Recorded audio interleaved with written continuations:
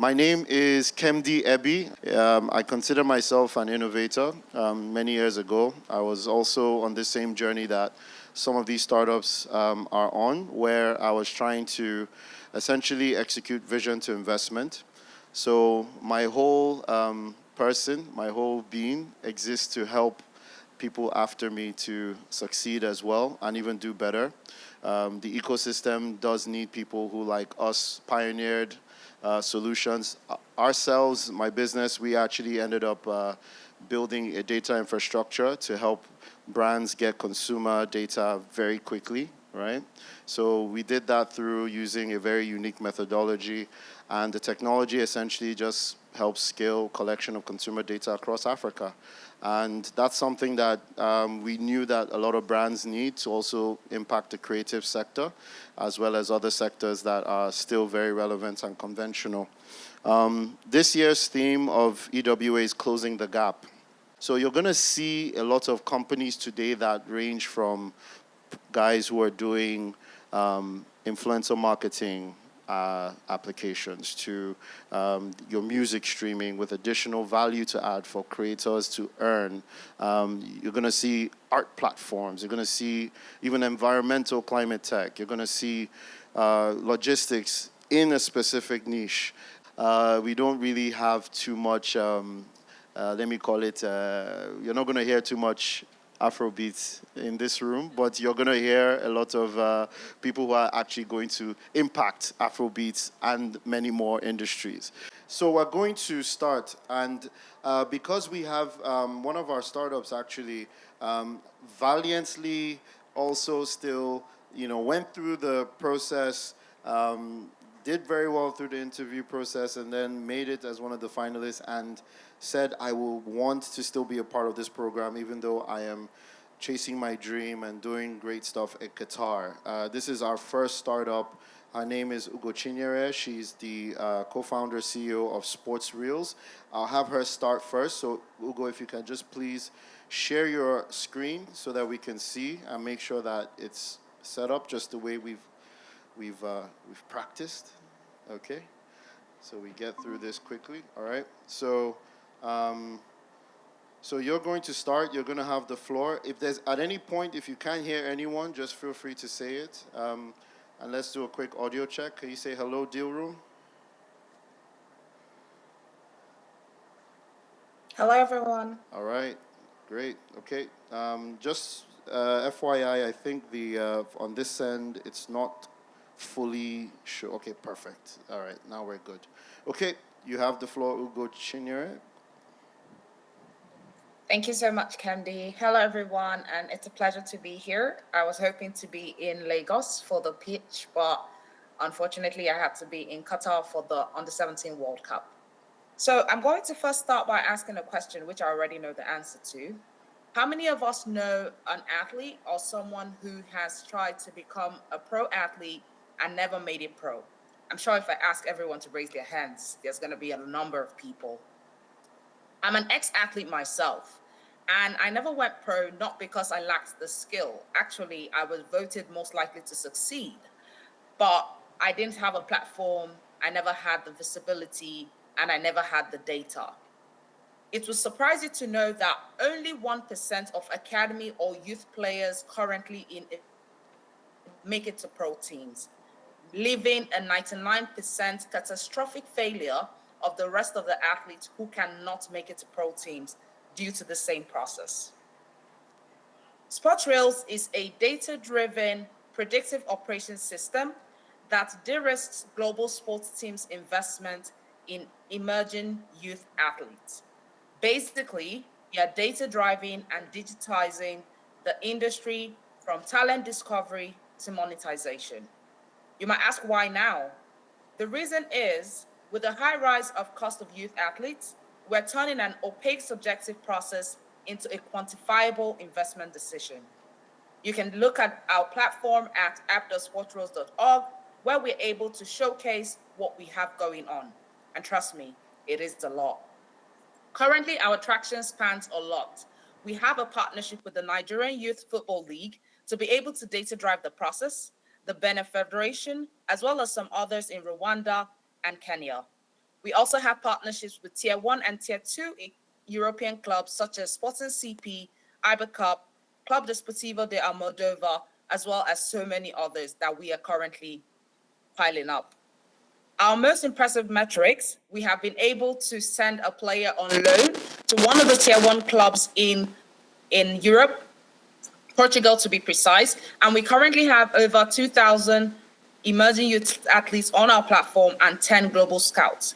On here, you'll be able to see what we have going for our financials, our projected revenue for the year from 2026 to even 2032. As you can see, we have a very vast and good experience with what we're doing. The market opportunity, the total addressable market, is $68 billion globally. And we only have a target market here in Africa, $89 million. Currently, our market share is 0.0015%, which is literally less than 1%. So we have a long way to go. As we already know, Nigeria never made it to the World Cup, which is really sad. And this is here to actually change that. How do we make money? Which is very important. We make money in multiple versions. We have a pay-as-you-go subscription where people are able to pay for what they use according to their player and video management, their player transfer timeline, and their predictive analytics, starting for each team at $200 and for the scouts in Europe at $1,000 per year. We also make money from a success fee of 10% or $5,000, whichever one comes higher, when we place a player in an international team or a club in which we have a partnership. And we also have a hardware leasing and financing system where we deploy our low proprietary camera systems to these clubs to be able to lease to own and give them a data capture and acquisition process. Our competitive advantage offers around AfriScout, Eyeball, HuddleWise Scout, Scout Decision. But what makes us different and what makes us better? We are more affordable, we're easy to use, and we provide location-specific pricing and predictive analytics, as well as a direct communication with international agents and scouts. Most of our competitors do not offer any of those. Our go-to-market strategy, we've actually been able to complete for Q4. We have been able to launch a scouting community that would be placed to support as account managers for the partner teams here in Africa. We also hope to be able to partner with the WAFL A and B as we have started talks with the African Union Sports Council. We hope to onboard 100 teams, partner with more major teams, development of our research AI sports cameras, integrate with other global athlete data providers such as VO Camera, launch and soft launch into all the secondary high markets, and spread our wings into other sports, because currently we're starting with football, and then eventually get a proprietary data model evaluation from FIFA.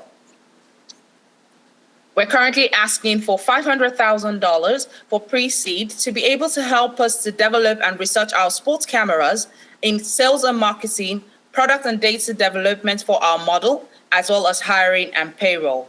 Our goals are aligned, and we're looking for investors who understand the need to data drive this process for the sports industry.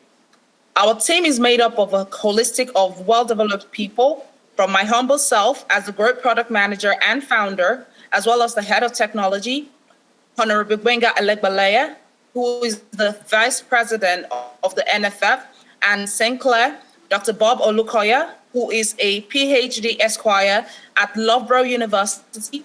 And of course, we have our Chief Scout, who is Sheyi Olofinjana, who is the current African Scout for Chelsea. Join us in shaping African potential without borders, and we look forward to seeing you join us in this journey and help change the sporting ecosystem in Africa. Thank you so much. Amazing. Thank you so much. Our judges, if you have any questions, and we can go according to just a show of hand. Yeah, go ahead. I do think that your slides have too much text. So too much text on the problem slide, just as feedback. Love the traction and the localization, and really just wishing you the best in what you're building. So that was just a little bit of feedback on your deck and your business. My name is Akim Bola. I'm the CEO at Activate. I'm going to start off with a very interesting story about one of our creators. Her name is Yejide. She's a nano-influencer, nano-momfluencer. So momfluencers, if you don't know who they are, they're moms who have children and use them to create content. She's very, very good at it, by the way. She has 6,000 followers. She's grown this for 12 months, which is very fantastic. But one of her biggest challenges when it comes to brand deals and brand partnerships was she would have to send out 100 emails on a month-on-month basis, on average, just to be able to get at least one brand reply, which most likely would be a no. For her, she was earning $0 from any of her content that was created, and she had no ways of even on knowing when campaigns were active or how to be able to connect with global or local brands. And this is the same problem with millions of content creators across Africa. If we read the last reports that came out from the Nigerian Ministry of Arts and Culture, there are 6 million people on TikTok who have more than 1,000 followers, and those people are categorized as some kind of influencers one way or the other. Always have to find alternative ways to make money. But the reality is, globally and locally, brand deals account for at least 90% of the amount of money that content creators make. So that's one massive challenge that there is. For businesses alike, it's a very difficult problem when it comes to discovery. It's very hard for them to be able to find influencers, be able to manage campaigns, to be able to monitor campaigns, to be able to get paid from these brands. And for African influencers, it's a big problem because there's no distribution. It's not an even playing field for them when it comes to brands. They usually have to rely on talent agencies who charge them an exorbitant amount of money, and there's no real value, no real access to opportunities on a global or on a local scale. The market size is continuously growing on a year-on-year basis, 28% yearly, and it stands at 5.1 billion. But some of the key drivers are very interesting. We've seen internet penetration constantly growing, mobile phone penetration constantly growing. There's a demand for culturally relevant content, and social commerce is one thing that is beginning to grow at scale, where people are using content creators to actually drive sales for their businesses on social media. But here comes Activate, where we streamline the process for content creators in creator marketing, where content creators can be discovered, can get paid, can collaborate better with African brands and local brands alike. Our platform makes it easy for content creators to come up, sign up on our platform, connect their social media accounts, them to be able to apply to campaigns that are listed by brands, and also make it a level playing field for brands to actually be visible, for them to be visible to brands that have listed these campaigns. Some of our features, like I said, because we do social platform integrations, we allow content creators to connect their social media accounts. We make influencer search as easy as possible for brands, make content approval, which is a very integral part of that entire journey, where content is being approved by brands before they go out on social media. It's a very integral part. We also provide metrics and data tracking in real time, where brands can wake up at 6 a.m. and be able to have an holistic view of how well their campaign is doing instead of having to wait for screenshots from content creators. And we also allow for milestone-based payments, which then leads us to also allowing for multi-currency payouts for campaigns. So a brand in Kenya wants to run a campaign in Nigeria, can easily do that with Nigerian creators on Activate. So this helps brands to be able to streamline their entire influencer marketing activities, and it helps African influencers just become more visible and accessible to these brands that are running these campaigns. Our business model is pretty simple. We charge businesses $10 per campaign, and we charge influencers 5% commission on campaigns that run through the platform. We've been doing this quite interestingly for almost 3 years now. But over time, we've been able to pay out almost $1 billion to influencers across Africa. We've made almost $100,000 in revenue, 91,000 to be exact. And our influencer count stands at 13,000 influencers, which is actually growing pretty massively. Over the past couple of months, we've been growing influencers, at least 2,000 influencers signed up on our platform on a month-on-month basis. And we've served over 280 clients across Africa. Looking at our competitors on the global scale, we have Influency and Upfluence, who are more bigger partners or more bigger platforms, but they've completely excluded African content creators. And when it comes to the brand side, it's quite difficult for brands to be able to find influencers. So brands still do a lot of the heavy lifting. They still put influencer names in Excel sheets, send them to the Influency or Upfluence team. They send you back data on a week-on-week basis, and the brands still pay as high as $3,000 on a month-on-month basis to use the platform. And for other companies locally like Wowzy, AIfluence, and Twitter, a lot of them are very focused more on still doing the offline agency style of looking or sourcing for influencers, and it's still a bit stringent when it comes to actually discovering influencers on a larger scale. So if a brand wakes up today and they says they are looking to run a campaign next week or today or tomorrow, it's quite difficult for them because they just use the same Excel sheet of all the influencers that they have on their database and send to the brand and wait for the brand to get back to them. Our total market size for Africa is in terms of creator spend is at $5 billion. What we are looking at right now in the Nigerian market is about $300 million, and where we are looking at sub-Saharan Africa, including Ghana, South Africa, and Kenya, it stands at $2 billion. So this is the team. This is myself, Akin, and my co-founder, Olumide. We both started a very interesting company back in 2017, where we were putting screens in Ubers, allowing content creators make more money while people were being driven around. So we served ads in between content in Ubers. We had a very interesting partnership with Uber.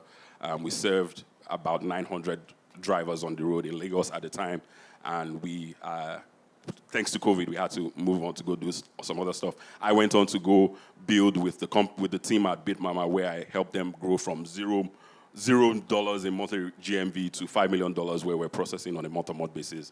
And my co-founder, Olumide, went on to work at Octamile, where he led product and engineering there. So we're raising $600,000 to hit $40,000 in monthly recurring revenue in the next 12 months.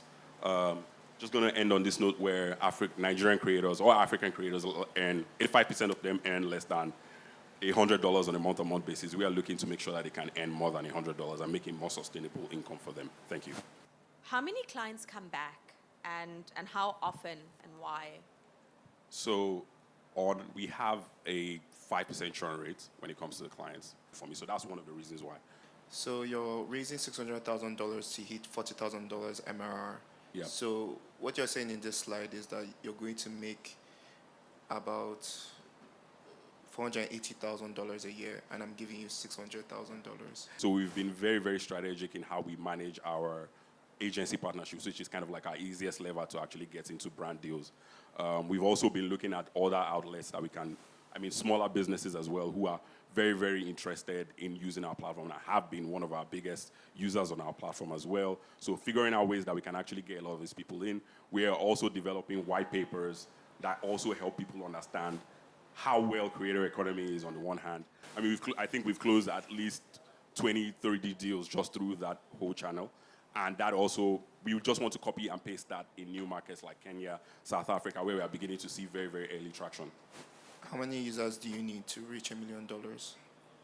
We would need at least, in terms of campaign value, we would need to at least have processed $1 billion in campaign value. Outside of our $10 per campaign mark. Ada, who is the co-founder and CEO, will be making the presentation. Please, a round of applause for Ada. Hello, everyone.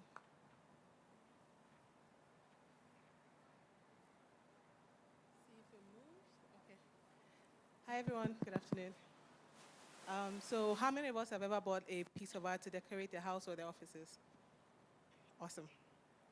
So $200 million annually. That is how much the African art industry is losing because the artwork that you've bought is just sitting on your wall and you cannot put it back on the secondary market. That's the loss. So why does this happen? Because there is lack of documentation for the artwork, meaning that even when you want to put it on the market, there's lack of trust. Are you sure this is from the right person? What is the evidence that it's not like a duplicate? So because collectors cannot put the works back on the market, they spend the minimal because it's like, this is just for fancy. And so the numbers of valuation of the art rather just comes to die on your wall, unlike the Basquiat's, the Mona Lisas in the West that are allowed to accrue for decades and centuries, and now they're worth close to $1 billion in valuation. What is our solution? So at ATSO, we are building a unified data infrastructure that verifies fine art, stores the ownership history, and tracks the flow as it changes through time, as it changes hands and you sell and resell the artwork. how it works. So archiving is free on our platform, but you pay for verification credits.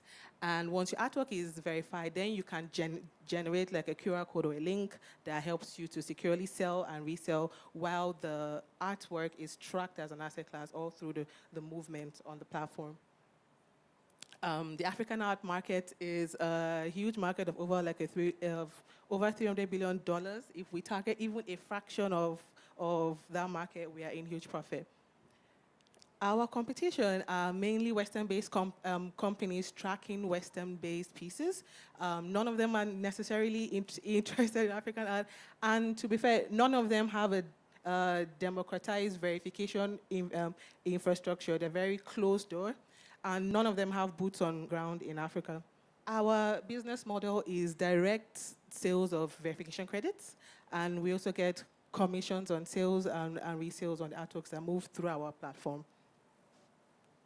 Our go-to-market strategy is building a strong collector community because they are the ones that are really pained by the issue.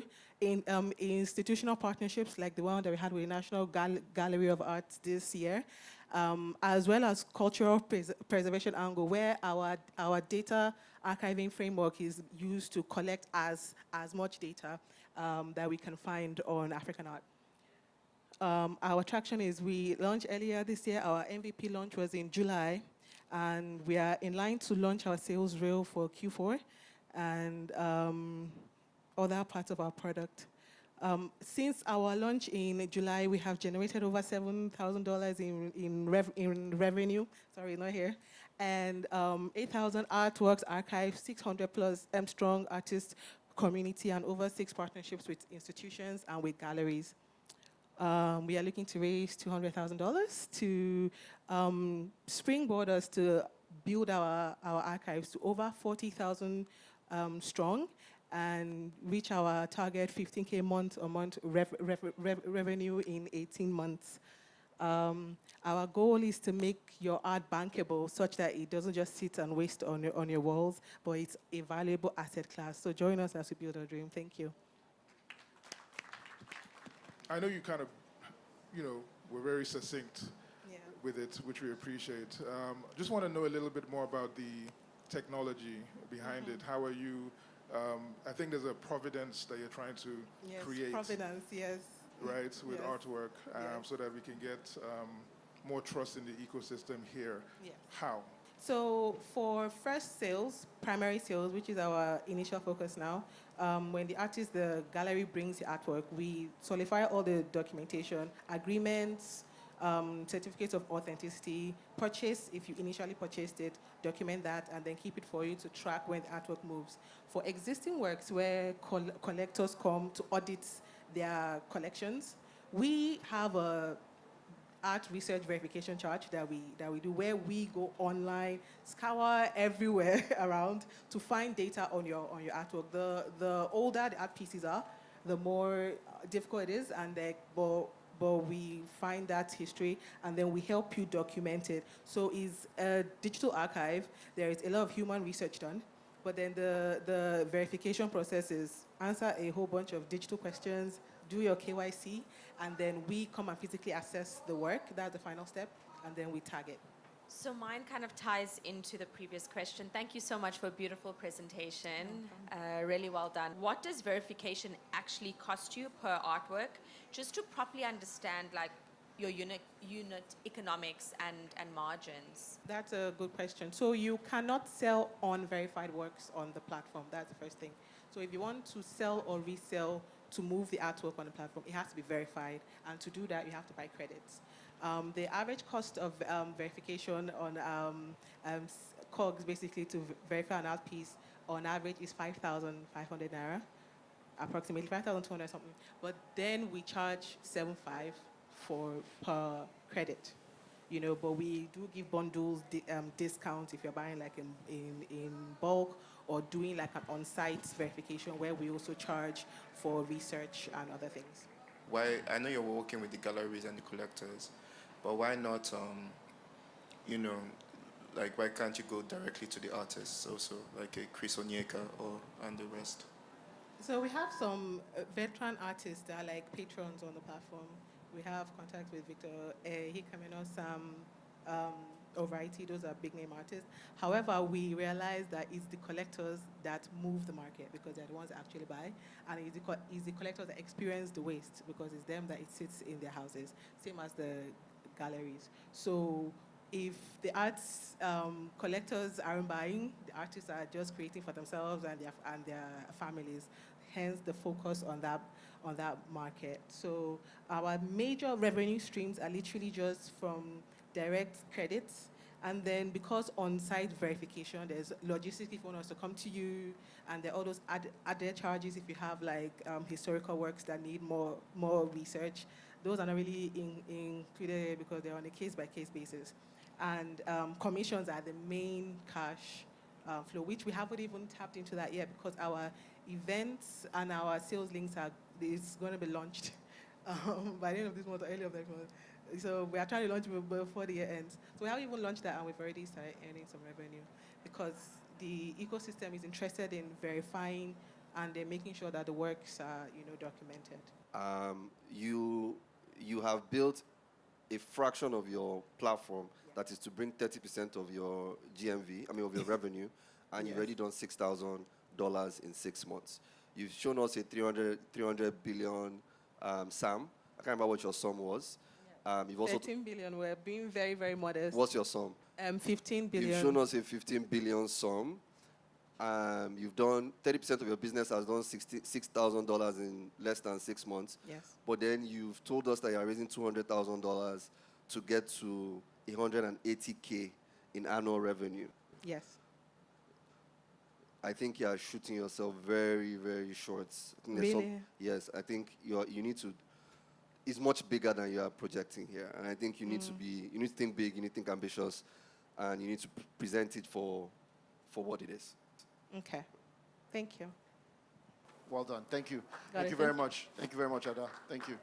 Hey, hi, everyone. My name is Esther Riche, and I am the founder of Friend and Pal. So you'll be wondering what is going on the screen. Yes, mental health.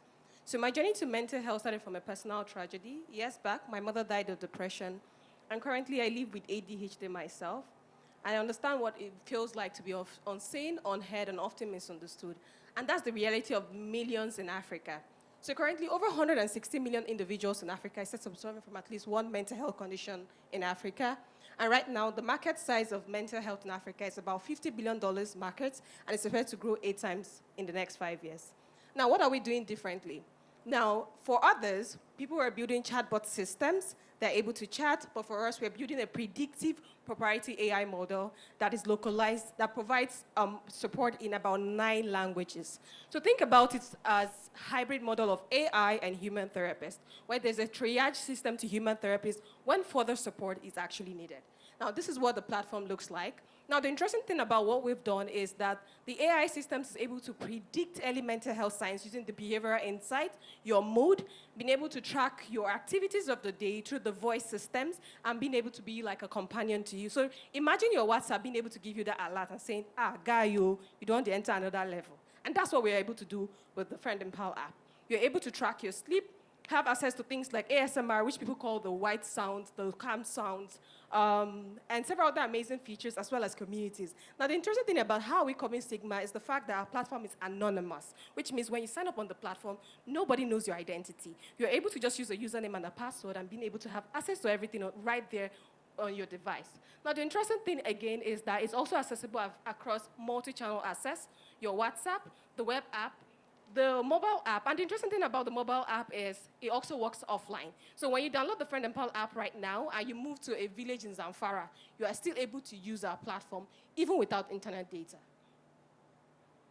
Now, our business model is quite simple. It's a B2C and a B2B model where we run freemium model where people have access to some of the features for free and are able to pay average of pay-as-you-go and a subscription. Now, pay-as-you-go costs as low as $10. But one thing about our payment is that it is IP determinant. So for those who are in Nigeria, they pay as low as 5,000 naira. For those who are outside of Nigeria, like South Africa, which we have 33% of our customer base is actually from South Africa. So we have large customer base from South Africa, Mozambique, as well as Kenya. So yes, then we also have Africans who are in the diaspora. So our average African customers who are in the diaspora pay an average of $50 per session and as much as $400 for a monthly subscription.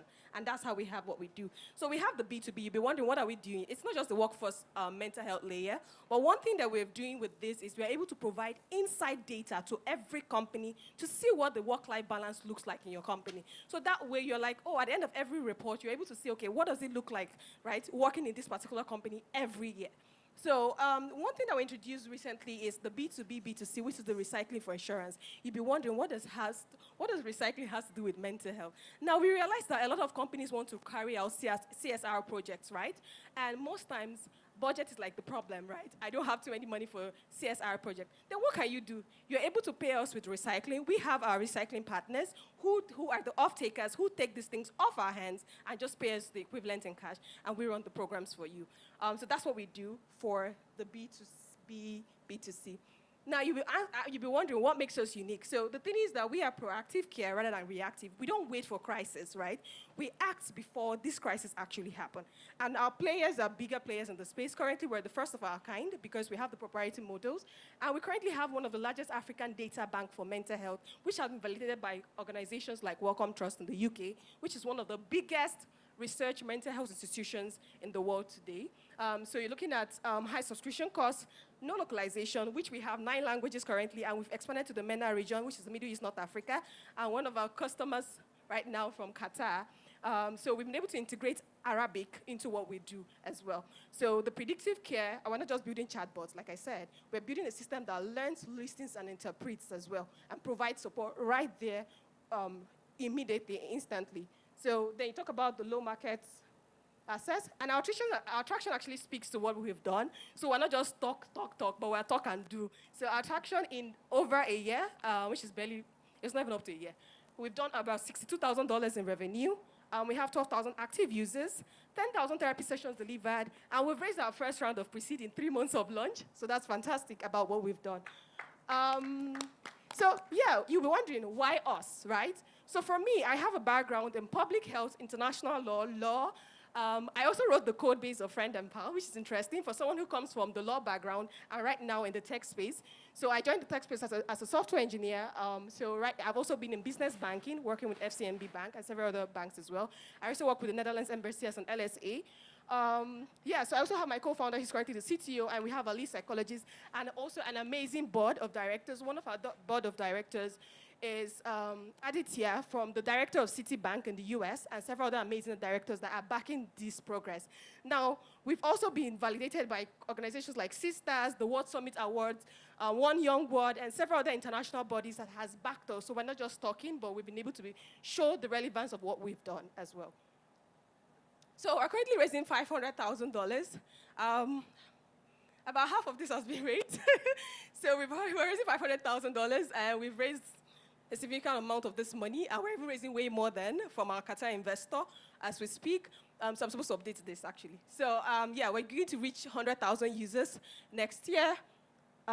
Refine our AI models, enter new markets with localized structures and WhatsApp adoptions, as well as increase our partnerships, conversations, and our data set from just 10,000 data sets that we have to 100,000 data sets. So currently, the data set that we currently have has also made us just $10,000 just on data. This is not the services that we've run as well. So yes, so invest in the future of mental health, because we're not just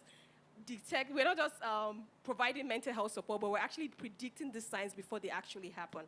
Thank you. 60K revenue year to date. Did you say 83% of that is B2C? And what's the pricing B2C?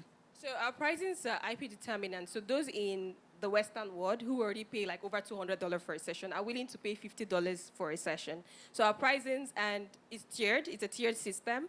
And for therapy, there are like different segments. So there's the couple therapy. To be fair, our most selling product is couple therapy. Like every day it sells out. And couple therapy is not even cheap. The one on the Western world is about $50, and for couple therapy is about $150, and people pay. to be fair. Then for the Nigerian market, because mental health is a conversation, so one of the things that I did that helped us was we launched in South Africa first. I realized for us to be able to launch this product, you have to look at the market that already understands the acceptance of this. HIV conversations were something that is quite acceptable in markets like South Africa. So what I did was we launched in South Africa. So Nigeria kind of followed suit and just naturally adopted what we already had doing. That's why we currently have about 33% of our customer base from SA. So $10 for SA markets is about $10 for a pay-as-you-go session. Then when you're doing like a subscription, it's as high as or as low as $60 and as high as $200 for subscription. Okay. Yes. Okay, good afternoon, everyone. I'm Obina. I'm the co-founder and CEO of Grow. And pretty much we're the future of work for Africa and beyond. My story started post-COVID. 2021, I was a top talent freelancer on Upwork. While being skilled and sought for, we would suffer scams and spam. Those are a generic problem. But the major deal was losing 17 international contracts because I'm Nigerian. I'll bid to projects, ace interviews, and my fear is being asked, where are you based or where are you from? This happened 17 times. I lost a $50,000 in Washington because I could not receive my payments, and that's when I resolved to solving this problem for not just myself, but for others. It's not just my story. Every 2 days, I speak with talents who are still facing the same issue. And Peony stats showed that about 74% of African freelancers don't get paid for up to 3 months, and 16% don't even get paid at all. Stats also show that the average African business would spend 3 months hiring, yet 60% of their teams underperform. We use AI, building a smart skill-based algorithm that helps businesses globally to hire vetted African talent based on skill sets and expertise. What this means is our AI vets talent in less than 3 seconds. When a job is posted on Grow AI triggers that job to the most qualified talent, and we provide it with the productivity tools to manage these projects, communicate, track performance and milestones, and then pay securely, both locally and internationally, supporting over 180 countries. It's a $20 billion market, of course, in Africa that grows by 19% annually, and it's pretty much obvious that Africa has the youngest population in the world. And as of today, we hold over 10% of freelancers globally. We price in 2 ways. We pretty much take 20% of every project value. So for every $1,000 project, we make around $200. And for our enterprise and B2B customers, we sign a minimum 6-month contractual projects for longevity, depending on the value of the project. The average pricing is $1,800, and we charge a pay per hiring fee. We launch Grow next year's May, and so far we've gone on to acquire over 2,000 businesses and clients across 13 countries. Some of them have been backed by YC and Texters like Payflow and ValidProof, and some of them. We've paid out over 2.4 billion naira to African talents, and we have over 50,000 talents in our pipeline. However, Grow AI has screened over 20,000 of them, and about 6% of these guys have passed our screening process. We're currently over 300K ARR. About 50 of them had gone on to earn roles to travel across borders in United States, Canada, China, Ghana, and some of those likes. And our top 4 performing countries are the United States, Germany, South Africa, and Nigeria. And the roadmap for us precisely is being the AI data engine for talent, for governments, banking, and the likes. So for next year, as well, launching Grow Pay that handles majorly payroll, of course, for not just Grow users, but for literally any user to collect payments differently. We've closed partnership with Sense, currently still closing corporate partnerships and integrations with companies like Paystack, Grooming Endowments, Trust Funds, and the likes of, Okay, well, why are we winning over the market? So one is 100% payment security for both the recruiters and the talent. And of course, full team, you can hire your full team on Grow in under 6 hours. And aside from that, our AI has crossed and completed over 5,000 jobs with over 96% client satisfaction rates. And about 99% of these guys love our products, and they've still been retained on us. 74% of our clients still come back after the first job, meaning we are pretty much doing a good job. I'm building this with the best friends and great teams at hand. I'm a law grad from Nottingham Law School. However, for the past 4 years, I've worked in growth and strategies across Africa and the United States. Emmanuel, my co-founder, is a company engineering grad from Covenant. We're both one-time founders, and we've built and designed for Trove, Money Points, First Bank, and the BPM Dev. We're currently raising 500K. We do have a few commitments, and the idea here is to hit $1 million in ARR in the next 6 to 8 months, launch Grab version 2 as well. And yeah, you can check out us by scanning the code. Thank you. All right. Thank you very much, Obina. Well done. I'll take questions, feedback from the panel. Just starting with a comment. First of all, great. It looks like you have a lot of great traction. I think energy-wise, wanted to get a sense and feel more energy from you on the stage. But other than that, we can see through the presentation that you've done great. Let it also reflect in how you're presenting. And then lastly, this growl, we'll talk about that after. It's a funny name. No, I know you mentioned, you can tell us how you came up with that name. I thought that was interesting. Yeah, so it came up when I went to turn on the generator. So my co-founder, we're thinking of a name. And the idea was pretty much grow. So we just added WR, and I like to call it grow, but mostly people call it grow. Grower, Yeah. But again, even though the spelling, we're good. Thank you very much. I was going to double click on Solomon's comment because I've this feedback I've gotten a few times myself as well. Like, you're not just selling information, you're selling yourself, and so your energy matters.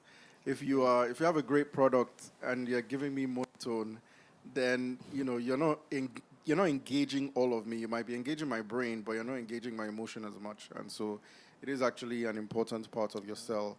Beyond that, I think it's an interesting product.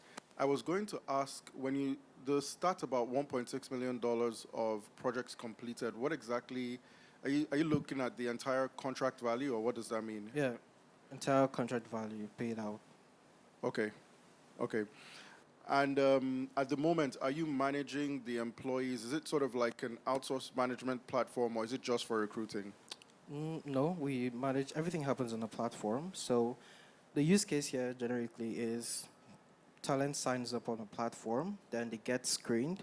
And again, we do that to ensure that the proportion of demand and supply, it's okay. So what we do is we only increase more talent pool when we see an increase in demand for those skill sets. So we do it by skill sets. So yeah, so that's where we then say, okay, hey, we need maybe 100 more framer designers, and then we screen out from the pipelines already we have. But part of what I'm asking is, if I so as a business, I would primarily use this to find not talent in general, but specifically freelancers, right? No. So you can find for permanent hires for startups or businesses.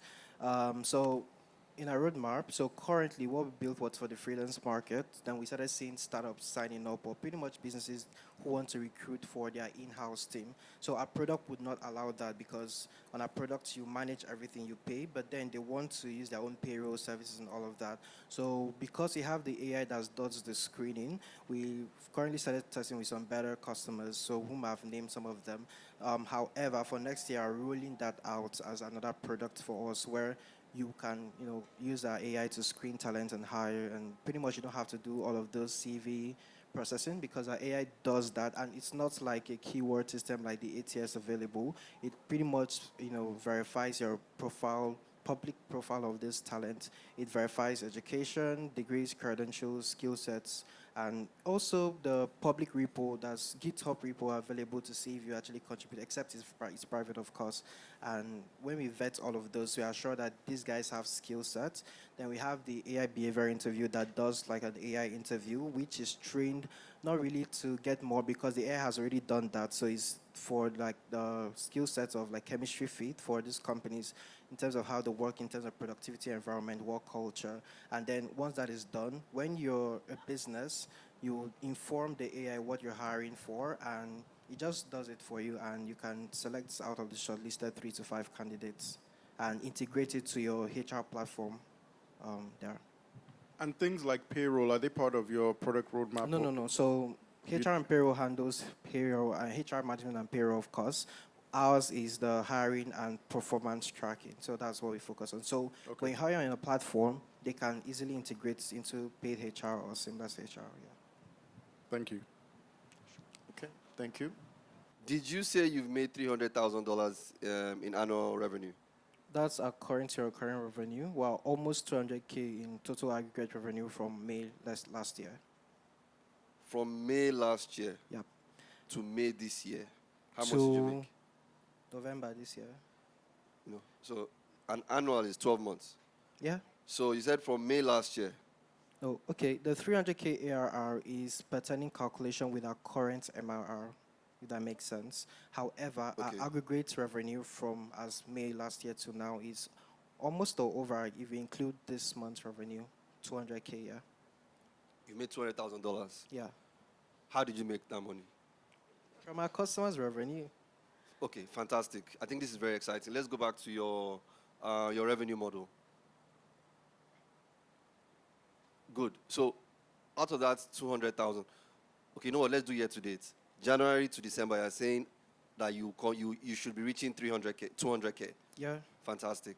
So you have two customers, right? Businesses and Exactly, freelancers. yeah. Fantastic. So who paid you that $200,000?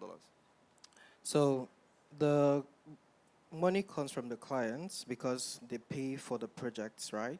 We charge them an extra 5% for every project value.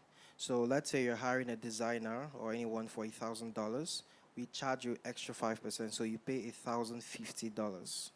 Pretty much that 5% goes for a pay for like pay processing fee, API calls, and all of that. Then we charge extra 15% talent commission, so the talent gets paid $850. If that makes sense. Good. This product is SaaS.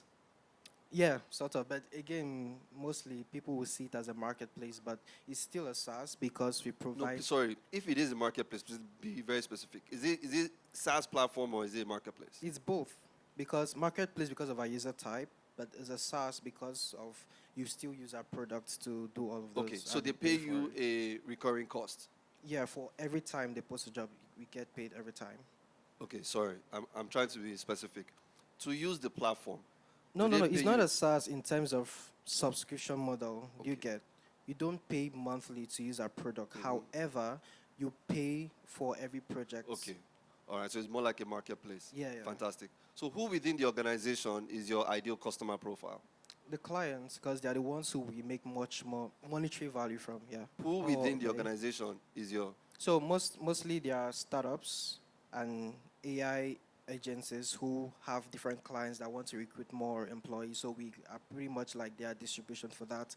And then the second is like enterprise companies like Omni Retail, which are just closing one because, they have... Is it the HR person you deal with? No. Mostly the founders, or if it's the agency, the founders again, or if it's a big company, they already have like structures, the HR. Okay, fantastic. This is what I'm trying to get to. So these businesses use a separate platform for HR, right? Okay, yeah. They use a separate business for HR. And these HR platforms, which are like 10,000, they are aggressively building new features, right? And then these businesses are paying a SaaS fee to use that platform. However, they are coming out of that platform to use your platform and pay you $200,000, right? So I'm trying to understand. Okay. I'm trying to understand why. So what is it that you are offering them that those platforms are unable to offer them? Okay, there's not a lot of snapshots here. But the use case here for businesses, like you said, is you post on the job what you're hiring for. We get matched pretty much in less than 6 hours, but it doesn't stop there. I guess that's what you mean. The circle doesn't stop there. When you get matched to a talent, we provide you, everything literally happens on the platform. You can't go elsewhere. So the payments happens on the platform. The management happens on the platform. So they communicate on the platform with the talent. They manage the milestone. Okay, I think this is sort of a snapshot. They manage the milestones, pretty much the workflow from start to finish. So some of them actually save costs with using tools like Jira or Notion because we give them like a basic level of that, so they don't really have to go elsewhere. Everything. So right now, as we're speaking, people are pretty much communicating on the platform, managing projects. So it doesn't just stop with hiring. They still use it post-hiring to manage this platforms and then pay afterwards. Good. Sorry. I'm itching to. Yeah. So I think it is a combination of like a digital jobberman, Asana, Slack. Yes. That's Yeah, why they're perfect. paying him. But I think where you were going to go, which is part of what I was asking, is that you are the first point of contact to engaging talent. So the money they are paying Seamless HR, you are leaving it on the table. Because you have developed, that's why I asked if it was in your roadmap. Okay, honestly, we are doing payroll for some companies, but surface level. It's not a product we plan to sell out, so we may because it's really demand, but because of reasons like taxing, we are not ready to start doing that for like company because we'll have to handle those things. Again, we're a lean team, so maybe we have to put those structures before we start implementing. Roadmap. But yeah, we see it's not like you're doing it today. Yeah, but you yeah. plan. But Because yeah, we see a investors are demand in also, because to the point he made, investors are also thinking, okay, this is fantastic today. The reality is, let's say Seamless has raised, 10 plus 15 or so. So they see this happening, they decide to go and build it. And the challenge with products like this is, even if they don't build something as good as yours, the moment they have something like this to sell, they've spoiled your market. Do you understand? Yeah. And so you need to be thinking about how to protect. And so if I'm an investor and I see it and I say that, okay, it's 3 years down the line, but it's in your roadmap, then I know that, okay, you're not leaving that money on the table. Well, that was why I asked, is it in your roadmap? So, yeah. Fantastic. Like, you just need to think. Sorry, I need to comment on that. So it's in a roadmap, but it's not payroll, so it doesn't look like another paid HR or Seamless HR.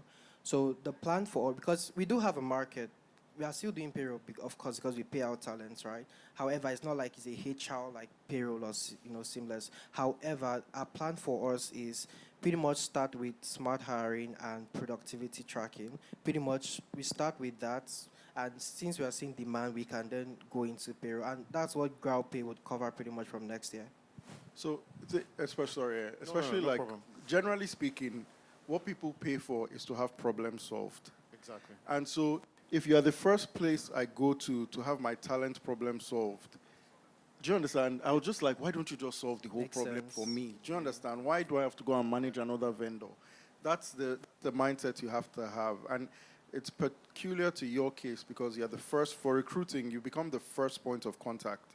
So it's easier for you to hold it through, whereas for the guys using Seamless HR, they're already using, whether analog or digital, they already have another solution for recruiting, and then it comes into that system. So, Thank you very much. So I just want to, and I know there'll be opportunities to ask more, but in order to wrap this up, I think everybody here has kind of validated that you have something. You, in your own, you're uniquely positioned with your user base to actually run some very important surveys based on hypotheses that a lot of us have, and even you have. So if you are really strong about not wanting to extend your product roadmap into this, back it up with the data. You have your users, listen to them. You need to be open-minded because this is actually, these are the kind of people you want on your team where they are giving you customer-centric feedback because they're your ultimate North Star, right? In terms of who you want to satisfy. So you need to actually be more intimate with them and actually get all these really important surveys done because they have strong hypotheses coming from seasoned people. And I think there'll be nuggets there you'll find. Yeah. Well done. Thank you, Obina. Good afternoon, everyone. It's great to be here again. My name is Abalaji Alaka. I'm the Chief Operating Officer of AfricPlay. We're a music streaming platform, Pan-African music streaming platform, focused on independent and underground artists and providing seamless listening experience of African genres of music. I'll give you a quick, short story. 2012, I was working in the bank, and I decided, I wanted to go back to school. I did that, and in 2017, my sister, who is an artist, reached out to me and said, bro, I need you to come and manage me. And I told her, I don't know anything about music. She said, I'll teach you. I started learning from there. In 2020, I created my agency called $1 Million Ideas Limited. It's a music management consultancy agency where we consult for artists, underground artists. We left the big guys. They should be there. And we were able to consult for a lot of artists, which bettered the growth of AfricPlay. While in that process, I figured out there was a gap. And the gap was artists didn't always get their royalties. And there was always a middleman. They always had to go and meet one blogger, one promoter that would rip them off. And that was what created AfricPlay. While in that process, my CTO is based in China. He reached out. He was helping me design my website. And he reached out and he said, oh, I have this platform. What do you think? I checked it out, and I've been on board since then. So we are the home of New African Music, and we intend to solve a particular problem that most African artists have issues with. Okay, the problem and impact. 70% of African artists cannot monetize their music, which has created to them not being able to feel like, oh, this music, what am I doing exactly? If I don't make returns. A lot of people have lost their schooling, their jobs to saying, oh, I want to do music. And they end up fading out. So high data costs and poor localized payment has actually been another impact of the artist problem in the country and in the continent also. Western platforms, such as Spotify, Apple Music, Tidal, they overlook our content. Yeah, they feel like, oh, how much can they make from that? And it makes them feel like, oh, we'd have to go after the Wizkid, the Davido, the Kiss Daniel, the big guys. And sub-Saharan African music revenue grew 22%, which shows there's a rising demand in that space. So this is our value proposition. We've created a dual-centric platform in which we focus on artists and listeners. The artists upload and the listeners listen. So that way, we go after the artists, get their content on the platform, and through the artists, we're able to subsequently bring in their fan base to come and listen on the platform. We have a wallet system that helps artists track their royalty, a dashboard. Then there's a wallet system on the platform in which once they make money from their streams, it goes into their wallet system. And it can be used on the platform directly. You can use it to pay for ads on the platform. You can use it to pay for playlist placement. You can use it to pay for banner ads and a lot of other things on the platform. We've been trying to do something called Creator Tool Reach. If you're on Spotify, Boomplay, AudioMark, you always need to go and download something called Spotify for Artists, Boomplay for Artists, which is another app entirely from the principal app. So we've been able to make sure everything happens within the same ecosystem. Community reach, yes, which has actually been one of our major impactful subsequent ways of getting users on the platform. And there's something called vast integration, and we're about to finalize our deal with MTN Nigeria, and we'll be definitely using their subscriber base to get in more users on our platform. So here is the Africa digital music market, projected to exceed 1.2 billion by 2030. Our TAM is 3.5 billion, SAM 1.2 billion, and on SOM is $150 million. Yes, we feel we can tap into that.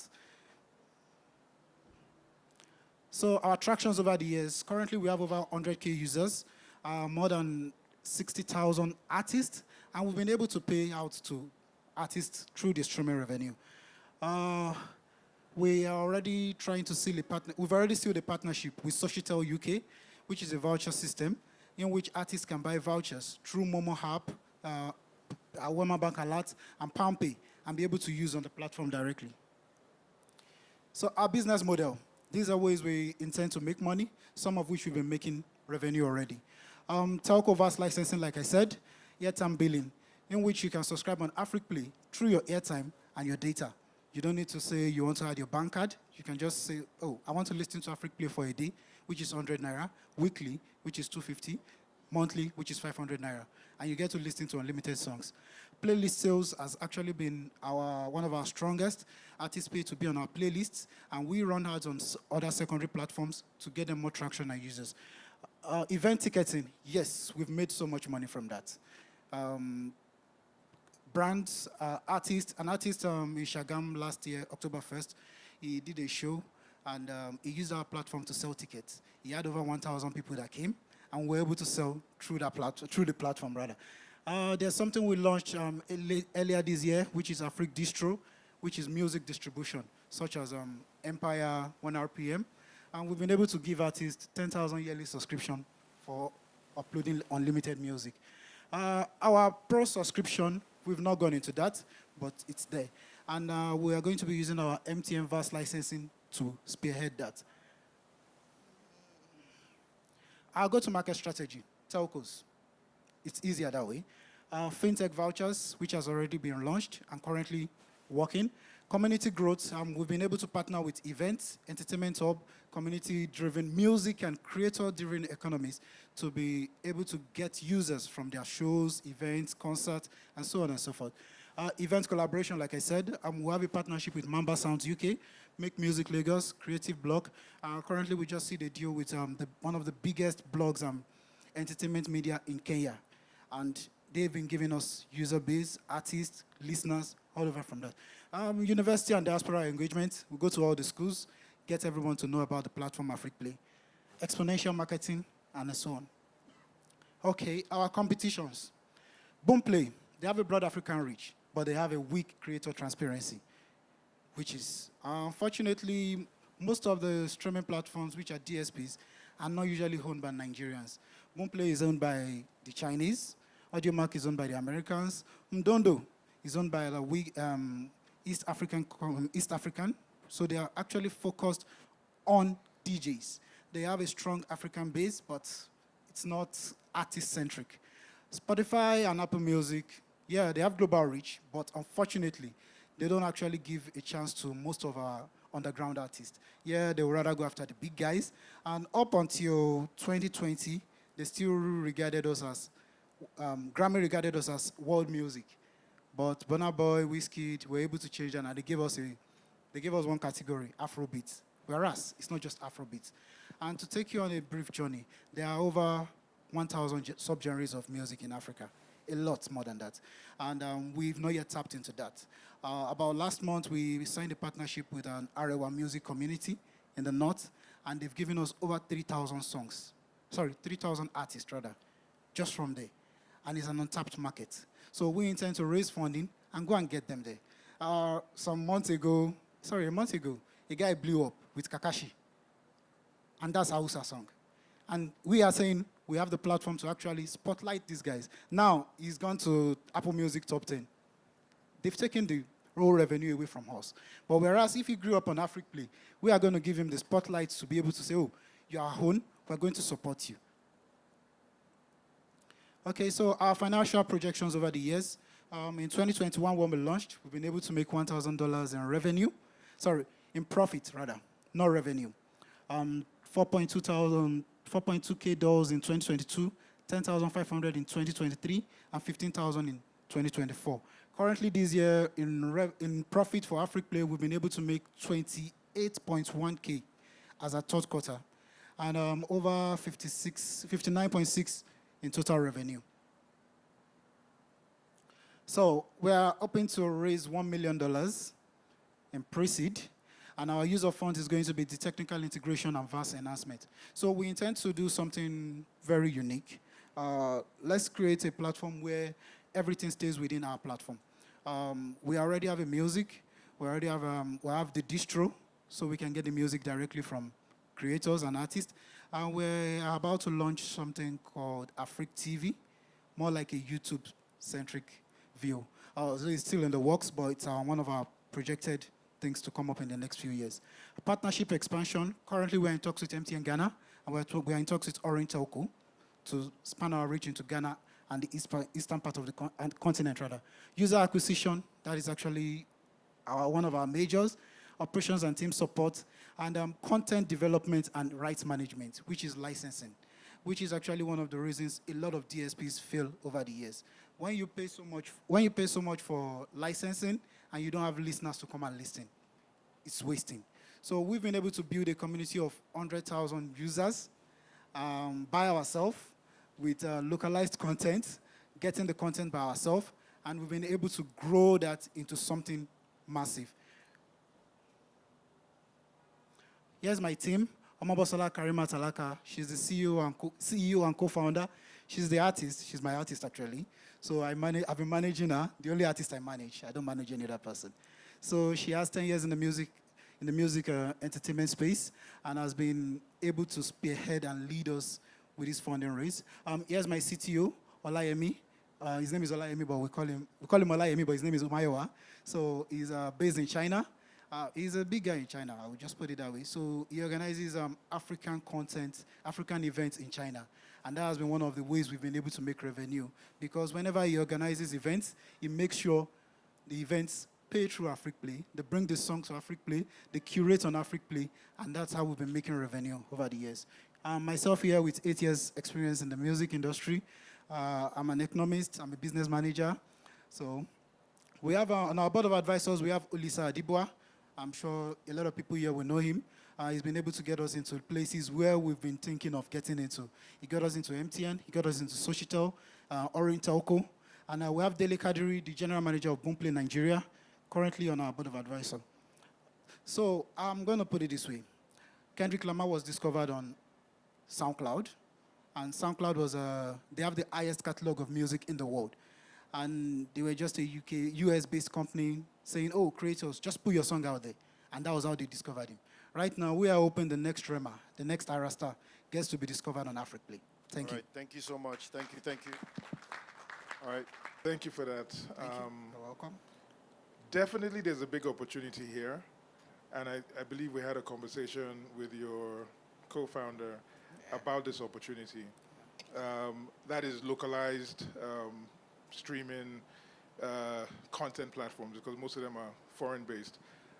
My question, and I asked your co-founder as well, with all of the platforms that have come into the market trying to solve this problem, failing for multiple reasons, one of which is just the fact that there's so much competition and it costs so much to actually sustain this. And I know companies that have raised quite a lot of money still failing. How do you envisage, have you looked at where others have failed, and how are you addressing some of these issues in terms of creating a new streaming platform? That's the first question. The second thing is, I do see that you're doing a whole lot of different things, right? You're trying to provide all these services to artists, right? You're talking about streaming, then you're providing ticketing, and then there are so many other elements that I can see you, like you talk about TVs coming up, so you're going into visuals. Do you think that's a little much so early? Okay, great question. So we've been able to look at other platforms that have come before us, and that was why we started. Immediately we figured out, oh, we have something good. We launched immediately, and we started growing the platform gradually. Over the years, we used to have unlicensed songs on the platform, but we had to take them down because of copyright issues. Yeah, before you could see Wizkid's song on the platform, so we took them down and said, okay, how do we get better? We started partnering up with entertainment hubs, getting users directly on the platform. Now, one of the factors that makes a lot of streaming platforms that have come before us fail, even MTN tried, they failed. So it's because of licensing. And we figured that out earlier to say, okay, we're not going to go for licensing immediately. We don't need Justin Bieber's song on the platform. I don't need songs from the Latin America. I don't need songs from Asia yet on the platform. So we're going to focus on content only in Africa.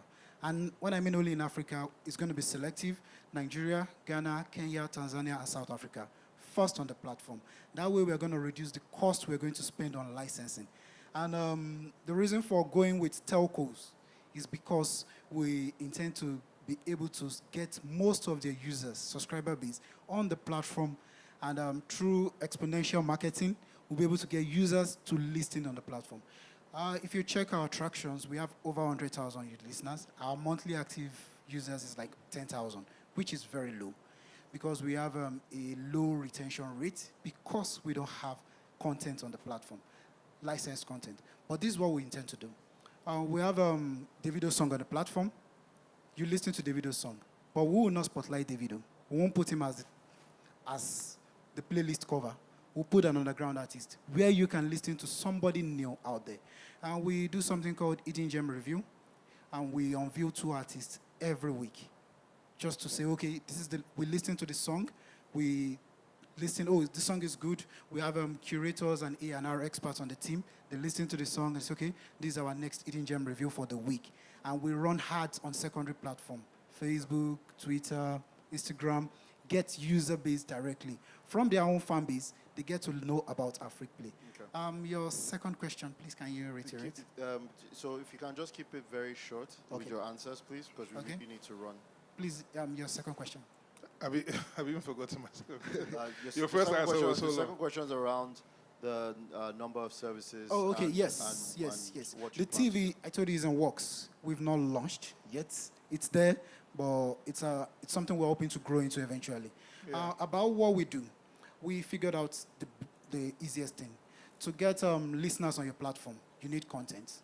To get content, we need artists. Okay. That is why we created a dual-centric platform. Artists upload, fans stream immediately. Okay, thank you. I think my comment to all of this is you definitely will be, I think I told your co-founder, you're going to have to streamline, I believe, this is just my opinion, because you want to focus on the things that you're doing. You're trying to solve so many things at once, but I'm seeing, as somebody that's been in the music business for so long, I am seeing some key challenges that you can address, and I feel like maybe by focusing on too much, you might miss the mark on some of the other key challenges. There's a lot of money on the table when it comes to publishing and even rights management. Yeah. I think if you focus on how you're going to optimize, even on the streaming side and on the use of music side, whether it's through your telco, it's so big that I don't know if you need to focus on too much, or potentially where you're making so much money, for example, your ticketing, Yes. even though of course you have a competitive advantage with your partner in China, but I know that there's still a lot more to do with. I like the example of the artist in, is it Shagam, where was the artist? Yeah. That It was able to sell beating. 1,000 tickets. That's amazing. Yeah, yeah. And I don't know if the artist is popular. I don't know the level of. I would call him, he's based in Shagam. He's localized Yeah, in his he's community. localized, yes. That's already a massive problem by itself. Trying to optimize for sort of live performance and fan engagement. Yeah. So I'm looking at maybe 5, 6, 7 problems within this ecosystem that you're trying to address here. Okay. I think, is there something on direct to fan engagement in your platform as well? Yes, there is. So Right. we have a point system in which we reward listeners. Yeah. So you didn't even go through all of your offerings. So yeah, that's just my comment. I think it's a lot, but I'll leave the Thank you for floor that. to my colleagues here. Thank you so much for that. I did miss the first part of it, but Okay. I couldn't agree more. Don't try and do too many things when you haven't gotten one or two of them right and well done. If you could only focus on one product for the next 12 months, which would it be? Because really being hyper-focused on one thing can bring you such incredible revenue that you don't have to be everything to everyone. Focus on, based on data now, what is that one product that's been making you good money? Okay. As at right now, it's the ticketing, event ticketing. Good. So the event ticketing was just a means for us to raise revenue for ourselves, profit for the company. Like I said, by the end of this month, we'll be launching our MTN VAS licensing deal, and that is where we're going to make all our revenue from. So we would stem down the event ticketing. The event ticketing is just to keep us running for the last few years rather. So it was just an avenue we saw and we bought into. So I know you said that MTN, they tried to do streaming. We are aware. I mean, GT Bank also has tried to do it, and it's not. UdoX, UdoX. So why do you feel this is going to be really the thing for you? Okay, great question. So, like I said, I have worked with a lot of underground artists, over 5,000 artists over the past 5 years. And that has actually made me know, oh, there is a market here. There are artists out there that don't even know what to do about their music. So AfricPlay is giving them a chance to say, put your song here. If your song is good, we'll playlist you, we'll spotlight you, we'll give you a chance you can get on Spotify. Specifically, are you targeting a category that is not yet targeted? Because I know, yes, I'm not seeing you say this, but I think that's what you're saying. Yes. It's like the unbanked, right? Are there artists out there that don't have access to distributors or streaming platforms that are maybe distributing in other ways? I'm trying to understand what the actual issue is, because if you tell me that artists cannot monetize, I'll tell you, well, artists are monetizing every day, right? Maybe they're not optimizing, maybe there's money on the table and there are gaps. Okay. But just specifically, is it a segment So, And how big is that segment? 6 months ago, I signed a deal with a blog called Quarry Loaded. It's based in Abuja to Kaduna most of the time. And he's been able to upload in just over 6,000 artists to my platform. And I was able to ask him, I said, and the first question I asked him is, how do they listen to your songs? He said they still download. And I was like, no, embed AfricPlay link there. I even gave him the chance, don't worry, I will upload the song for you. I have people that will upload the song. Just send the song to us, we'll send the link to you, and you just embed it there. And that way we've been getting traction. So we are looking at Lagos and the Southwest, a little bit of Southeast and South-South. But let's look at the North. There are a lot of artists over there that has been untapped. They don't even know anything about. It's just like going to the East African part of the continent, and most of them still download. The deal I signed with the biggest media partner in Kenya, he told me, when I told him, embed our link, he was like, they don't do that.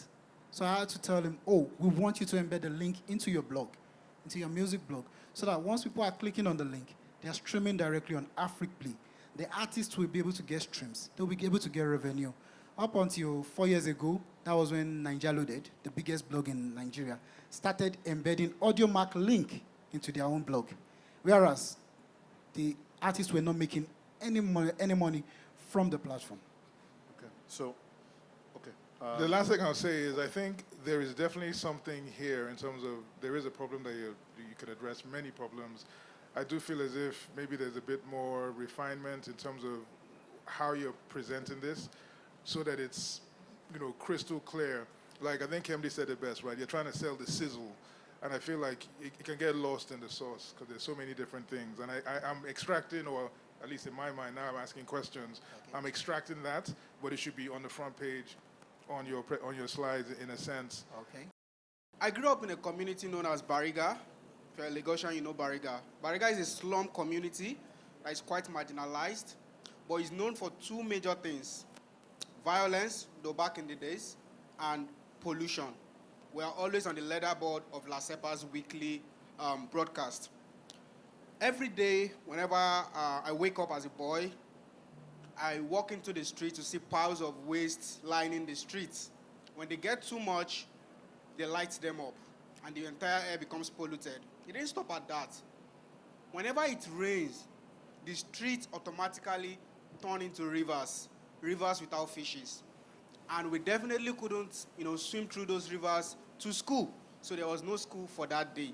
And my mom that sells akara on that street can't sell akara that day, and I would get money for puff puff. So that was like a double loss. And that was why I built Plastic Build to handle this problem. What we do is simple: waste transformation. Transform urban waste to functional products, like scrap tires, fabric waste, into functional products like eco-fit footwears, like what I'm wearing. I mean, people were wondering, this guy is coming to pitch and he's wearing slippers. So I'm wearing my product. It's made from scrap tires, plastic waste, and fabric waste. Each pair removes about 2.9 kg of carbon emissions from the environment. This is the problem we are solving. I mean, you know that Nigeria creates about 32 million tons of waste already. But what you know is that it is waste. But what you need to know is that that is $10 billion lying on the streets and in Ojota. Africa contributes just 4% of emissions, but we suck in about 20% of global emissions, and we have access to just 2% of the entire carbon market. That's unfair. Less than 10% of African green startups like Plastic Build have access to carbon credit rewards. We are doing so much, but we are not getting anything at all. Here is our solution, Plastic Build DigiHub. What we are doing with the solution is simple. Everything we've been doing in digital waste transformation since 2023, we are now digitalizing everything and bringing it into a mobile solution that provides a network of smart upcycling hubs for young innovators and product designers like me and you who can identify materials which people think is waste and recreate functional products from them. By coming on the app, you can get access to a network of hubs where you can connect with other people thinking like you, product designers who want to do the same thing and bring this product to life. AI waste tracking. In the sustainability space, there's a lot of greenwashing, people reporting what they are not doing, and they are getting the money meant for us. The learning management system, not everybody knows about climate, circular economy, circular design. So we need to learn about it. You can get that on our platform. Blockchain, carbon rewards. This is the sweet spot. For everything you are doing, yes, you are protecting the planet, but you should also protect your pocket. And that is where it gets very sweet. Here is how it works. The user flow is quite simple. We identify you and we engage with you. We bring you on board and we enroll you. We train and upskill you. You launch to the market by putting your product on our platform, or as a business, a green business, you let us know your carbon reduction activities that you have done. A lot of businesses have production flows that already help the climate. They don't have to switch anything. But they ought to get rewarded for this, but they don't. So if you come on our platform as a green business or any other business, and you're able to submit records of these activities, then you can also earn. And the next thing, post-sales support and scale. Here is our target market. In Africa alone, it's about $60 billion just for the circular economy and the carbon market, market. In West Africa, it's $10 billion. In Nigeria, over $5 billion. But let's bring it home. In Lagos, this turns out about $150 million every year. And that's where we are shooting at. Our go-to-market strategy is simple. Partner with universities, hubs, and maker spaces. Plastic currently is a Timbuktu-backed startup. Timbuktu is an African startup community by the UNDP. And we're in a partnership with the UNDP through their Uniport system. Uniports are innovation hubs that are established in campuses across Africa. They are establishing 36 uniports in 36 campuses across the 36 states of Nigeria in 36 months. 8 of those uniports are going to be launched by the end of 2025. And we are going to be deploying the Plastic BDG Hub app across these platforms and follow their scale model. So at the end of 3 years, we would have been able to cover the entire Nigeria. And leveraging on UNDP's footprint, we intend to cover the rest of Africa in the next 5 years. This is a summary. Our competitive analysis, at the moment, there is no solution that offers what we offer, a blend of the digital ecosystem and the physical ecosystem. All of these are just our collaborators or our partners. I don't see them as competitors. They are doing something related to what we are doing. Our financial projections, currently now, we're already making over about ₦1 million per month. But starting from next year, 2026, our projection is that we'll be able to make ₦8 million every month. And that translates to about almost 350 million in the next 5 years, if you take it month on month. And the profit margin is around 65%. Our early results, like I said, UNDP we're on the same train. Rotary. So why we are working with Rotary is that Rotary has a unique spot for us. On its 7 areas of focus, because I'm a member of Rotary Club of Ikeja, it has one of its areas of focus as supporting the environment. And they are very big on this. We've been partnering with them for the past 4 years, and they are ready to accept every step of our product that we do. As an example, they donate footwears to underserved communities, but they've been donating the regular slippers. This particular EcoFit footwears can last a minimum of 24 months, as compared to the one they usually donate, which just like in every 2 months, they have to go buy another one and all of that. So now when they buy our own, it lasts longer, reduces pollution. You can imagine how many Dunlop slippers get wasted. If you have experienced life with Dunlop, you can relate with nails pricking through your leg, yes. And our parents will carry hot knife with, red oil, and fry our legs. And all we can do is cry. And after crying, they'll just beat you and say, did I send you to go and play ball? So, Providence Green Club of Lagos is where another place where our target market is. Yaba College of Technology. We partnered with Yaba College of Technology to set up the Yaba Tech Green Hub, as well as in the University of Lagos. The Green Hub is in the MEM Shopping Center at University of Lagos. Loma is already working with us. So, we're asking for 100K But this 100K is in a future projection of like the next 1 year. For now, what I'm coming to ask you for, and it's open to everybody, is just 50K.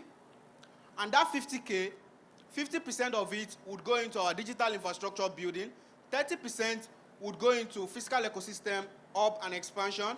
The talent operation would take 10%, and the marketing and partnerships would take another 10%. And here is the super team. Myself, Amidu Mohamed, I'm a certified green business manager by the Nigerian Climate Innovation Center and a certified climate entrepreneur and circular product innovator from the University of Oxford School of Climate Change, as well as I'm a Techa fellow at the moment. I'm on the Techa Heat Wave program, as well as the Climate Collective Launch for AI program. So these are, through the Climate Collective Launch for AI program, we are looking to raise about 50K USD from there. From Techa, we are looking to raise about 50K USD as well. And from the Africa Changemakers Bridge for Billions, we are looking to raise about 15K USD as well in the pipeline. Our advisory board is Tokima Bogunje. She's the vice chair of the Africa World, the World Chamber Federation, and the former president of LCCI, that's the Lagos Chamber for Commerce and Industry. Dr. Ahmed Yahya is the president of the Development Association for Renewable Energy and has expert in carbon credit incentivization. Adamu Garba is a chief operating officer at the Nigerian Climate Innovation Center. So let me tell you something. From my years of experience, I've discovered something very simple. Waste is an illusion. It doesn't exist. It's just like when you're driving on a sunny day and you keep seeing pool of waters in front of you, imaginary. As you drive closer, they move further. So that is what waste is. It's not waste because it's a matter of location. Just the right resource at the wrong place and at the wrong time. That PET bottle by your side might be looking like trash to the cleaners. But once it gets to the recycling facility or an upcycling facility, it's $1 million. So it's a matter of flipping the coin.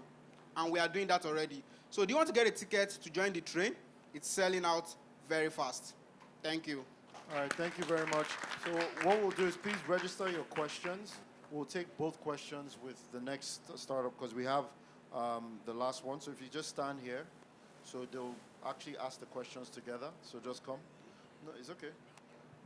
You'll get an opportunity as well to answer questions, but please register the questions. So we'll just take questions for both Plastic Build and then Properly. So Properly, please come.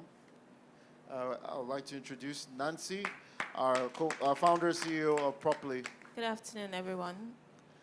Full transparency, I am not feeling too well, so Esther, send me your good energy, because everyone loved your presentation. So I'm sure everyone has a favorite film, and I'm sure if I say probably a film genre, someone would raise their hands. So action film? Anyone? Sci-fi? Romance? Okay, nobody asked me, but I love dystopian films. And it's a knee-jerk answer because it could be said that the creative industry is set in a dystopian world. Creative struggle, all the beautiful films you see, the music videos you see, it's hard to find the right props and set elements for them. It's scattered across several markets, so they have to jump from one market without even the guarantee of finding the right props. And it's often overpriced, and it strains the production budget. So just as with dystopian films, there's one person that has a coconut head, Wadsu Chikodi. And they always want to know what's on the other side, and that was me. I was a copywriter in the agency, and for several years, when we write scripts, it's always difficult to see what you've imagined and the visual output. So it wasn't until I went to SA shortly before lockdown, and I saw the light. I was like, wow, I have to come back to free my people. So that's what I did. So from 2020, I began collecting and collecting and collecting. So May 2023, we launched the prop house, and we have over 3,000 props across diverse categories. But I'll let Shuisa be my mouthpiece for today.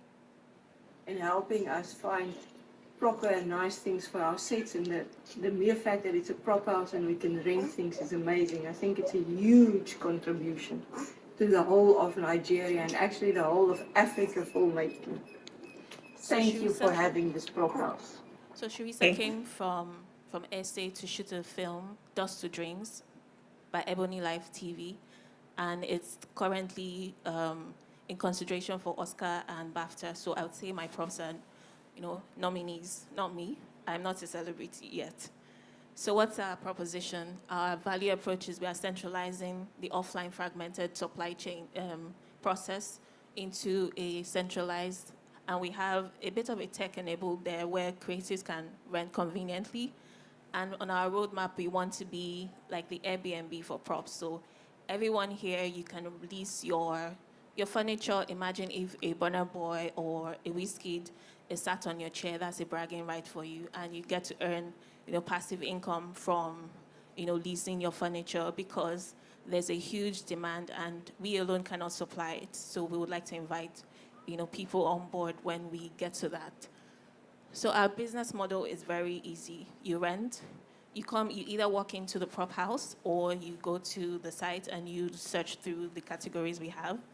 And we currently offer a fair price. So our furniture can range from, this is in dollars, but I'll kind of relate it back to Naira so that everyone here can understand. So furniture from 10,000 Naira to 80,000 Naira for like a 3-seater chair, and lamps, which you currently be getting, if you were buying in the market for 100,000, you can get it for as low as 10,000 Naira and all that. So you shoot. We currently also have, because there's a demand now in the prop house, which we now call a creative wonderland, there is a studio space where people can shoot.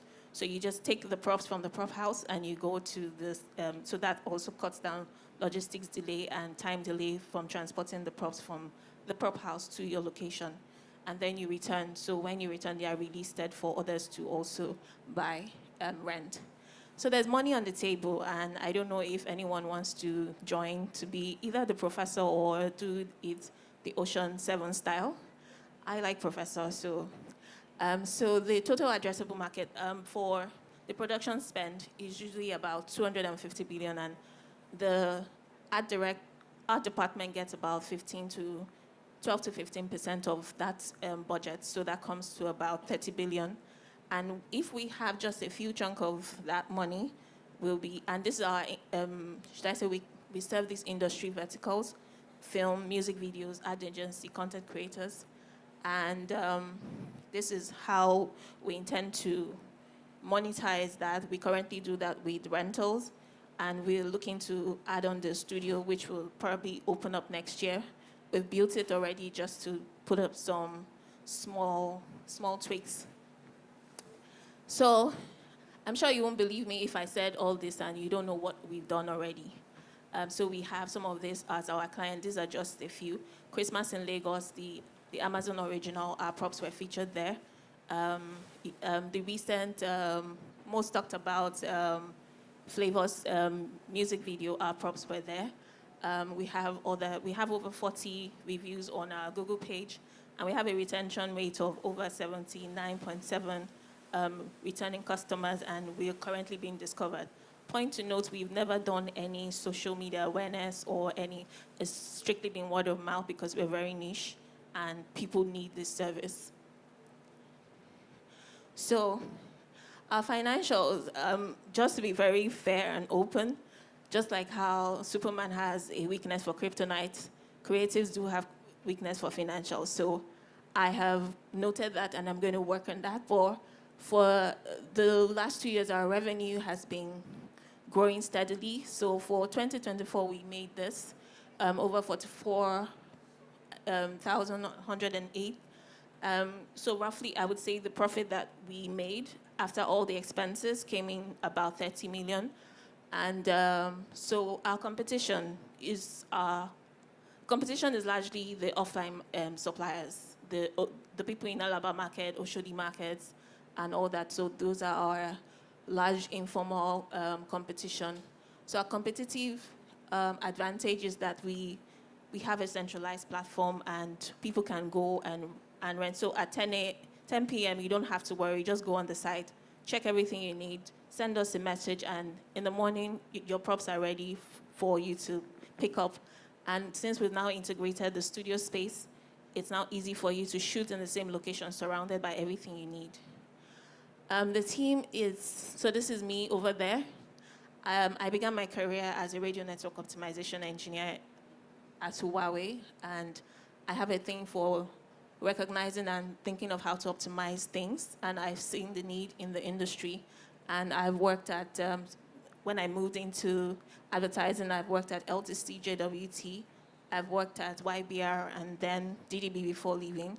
The rest of the team, Ayokunle is a strategist over 10 years, and Josephine worked at Regis, their facility, co-working facility management. So she handles everything around the prof house and all that. So my ask, I'm not a June in Handmaid's Tale. I don't want to be a savior. I don't have savior complex. So I want to seek strategic partnership. And it's around getting a warehouse space to expand our facility. So what we currently have is in a gated community, and our operations are majorly, should I say, will be distracting to my neighbors, and I'm very ethical in trying to not make my neighbors uncomfortable. And then to also the roadmap where we have the Airbnb for props to tighten the product space there where we can get people on board to lease. We currently do that in a small scale because creatives already also have, things that they have bought already, so they ask us to lease for them. So we do that in small scale. So we hoping that the strategic partnership will help us to, strengthen that and also what we currently do. Thank you very much. I would say that it's very interesting that this year's theme is to close the gap, and I would like us to come on board and join us. So let's do props properly. Thank you. All right. Thank you so much, Nancy. Thank you. Okay. So feedback, any questions? Look, first things first, that was an amazing presentation. Thank you, sir. And I want to just raise it because, round of applause.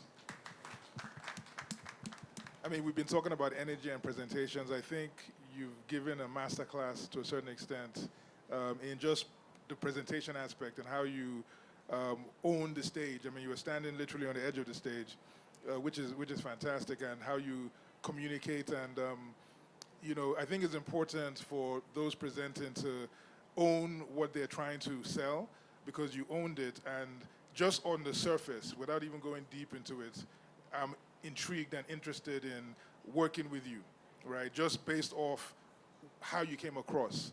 And we've not gotten into the actual fact that this is definitely a very worthwhile problem that you're trying to solve. I just thought to raise that. I think I'm speaking the obvious at this point.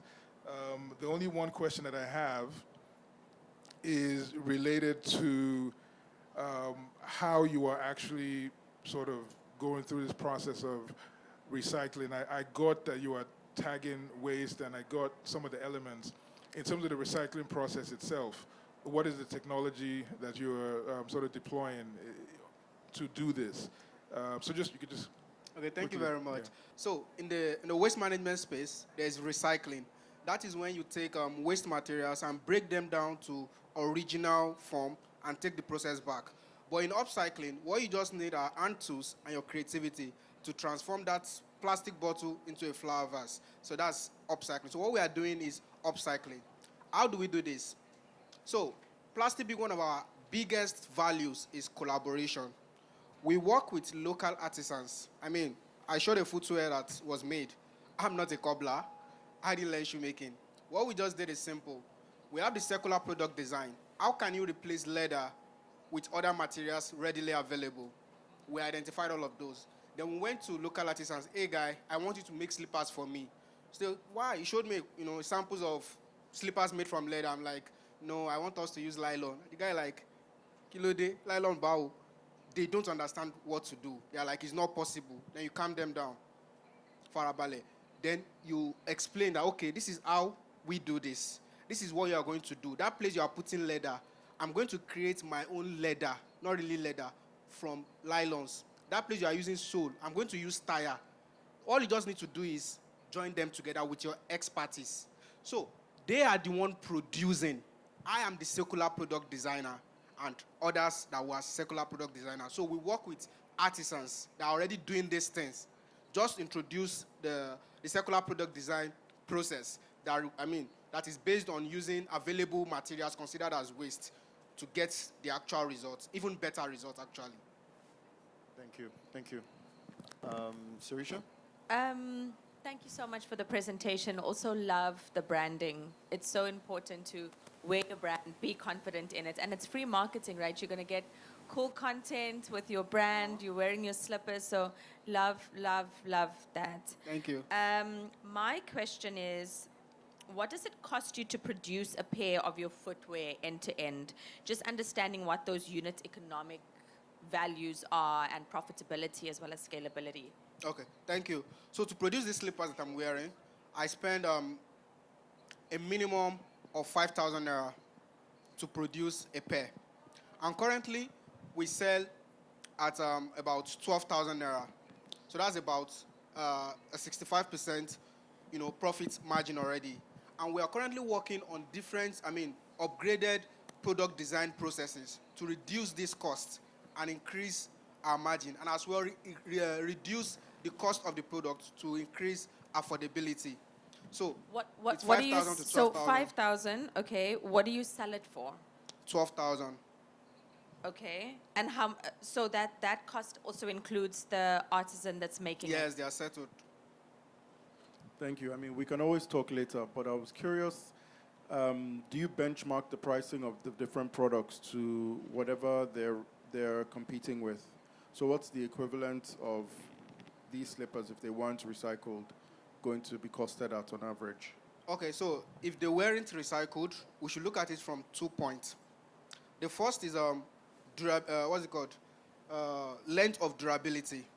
So if you buy a regular Dunlop slippers for, let's say, 2,000, or let's say things are cost now, so let's just say 4,000 naira, you're going to use it for how long?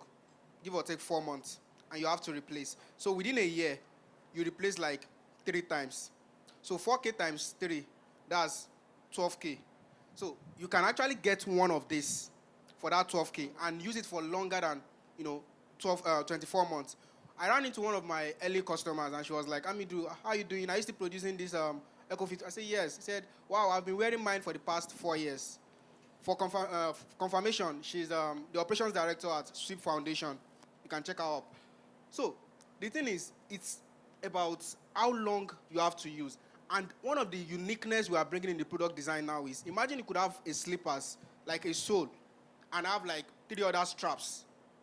I mean, you have one single sole, then you have 3 other straps that you can exchange. So you don't have to buy 3 slippers to get 3 designs. Do you get? So you have 1 slippers and you have 3 other straps. If you want more, you buy the straps only, and you don't really need to get the. So that's like a product development progress that we're making right now. So it's quite much more pocket friendly and planet friendly. All right. Chikodi? Okay. Great presentation. Did Timbuktu do a demo day? For when you did the Timbuktu program, was there a demo day? There was a demo day, but it happened in Ethiopia. Did they prep you? Did they teach you how to present? Well, I didn't attend the demo day. Okay. I said that because you have the textbook qualities. You stand in the same place. You give us room to see the screen. You project your voice very well. You speak very well. So well done. If all that is self-taught, which again, if it's self-taught, then very well done. That's exactly how you're supposed to pitch on stage. Well, I'm an orator right from my university days, and that was one of the reasons why Usman Danfodio University wanted to retain me as a lecturer, and I declined. But my dad almost killed me. He was like, people are looking for these jobs with a lot of money, and you are declining it. What do you want to do? I want to pick trash. And he's like, is this boy okay? Fantastic. Okay, well done. Now, aside from that, let's talk about the business itself. I struggled a bit understanding what the product was. Okay. I thought I understood it in the beginning. Okay. And then you said something about something mobile. And then we've spoken a lot about your slippers. Okay. So I'm a bit, what exactly is the product? Okay, like I said earlier, Plastibuild is a waste transformation company. We're getting a lot of demands for this product, and we can't meet up to that large scale of demand. So what we are doing now is we are bringing on other artisans in other locations. Do you get? We are still doing the same. Sorry, is this software? Yes, it's going to be a mobile application. Okay. So right now, what is it? What is it? It's waste transformation. Okay, so is it physical locations? Yes. Okay, so right now you have physical locations where people bring in trash? Yes. Okay, so how is it going to become an app? How are you going to digitize that? Are people going to submit it through the app or? Okay, thank you for that question. So that's why we say we are working with a network of hubs, maker spaces. So it's not like they are collecting waste at these maker spaces. So when you sign up on our platform, as probably an DIY enthusiast or an artisan or wherever, you come on the app and say, okay, I have, let's say, some scrap tires from my car. I don't know what to do with it. Somebody comes on the same community and say that, oh, I think we can design furniture or slippers from this. That person has brought the design. Then the local artisan comes and says, okay, yes, that's true. We can do it like this. I mean, they bring in their expertise. So that collaboration happens there. Then they meet at these partner hubs. They already have these work tools, like craft machine, like, the drillers and all of that. And they bring this product to life. So when they bring the product to life, it comes on our marketplace, known as EcoMart. So on this marketplace, they are able to sell it. Apart from the financial rewards that they get, they also get carbon credit rewards as a result of the amount of carbon emissions they've been able to avert. So it's still digital waste transformation, but now we are making it digitalized so that it can happen way beyond Bariga. Fantastic. So thank you. So on one side, there are people who have trash.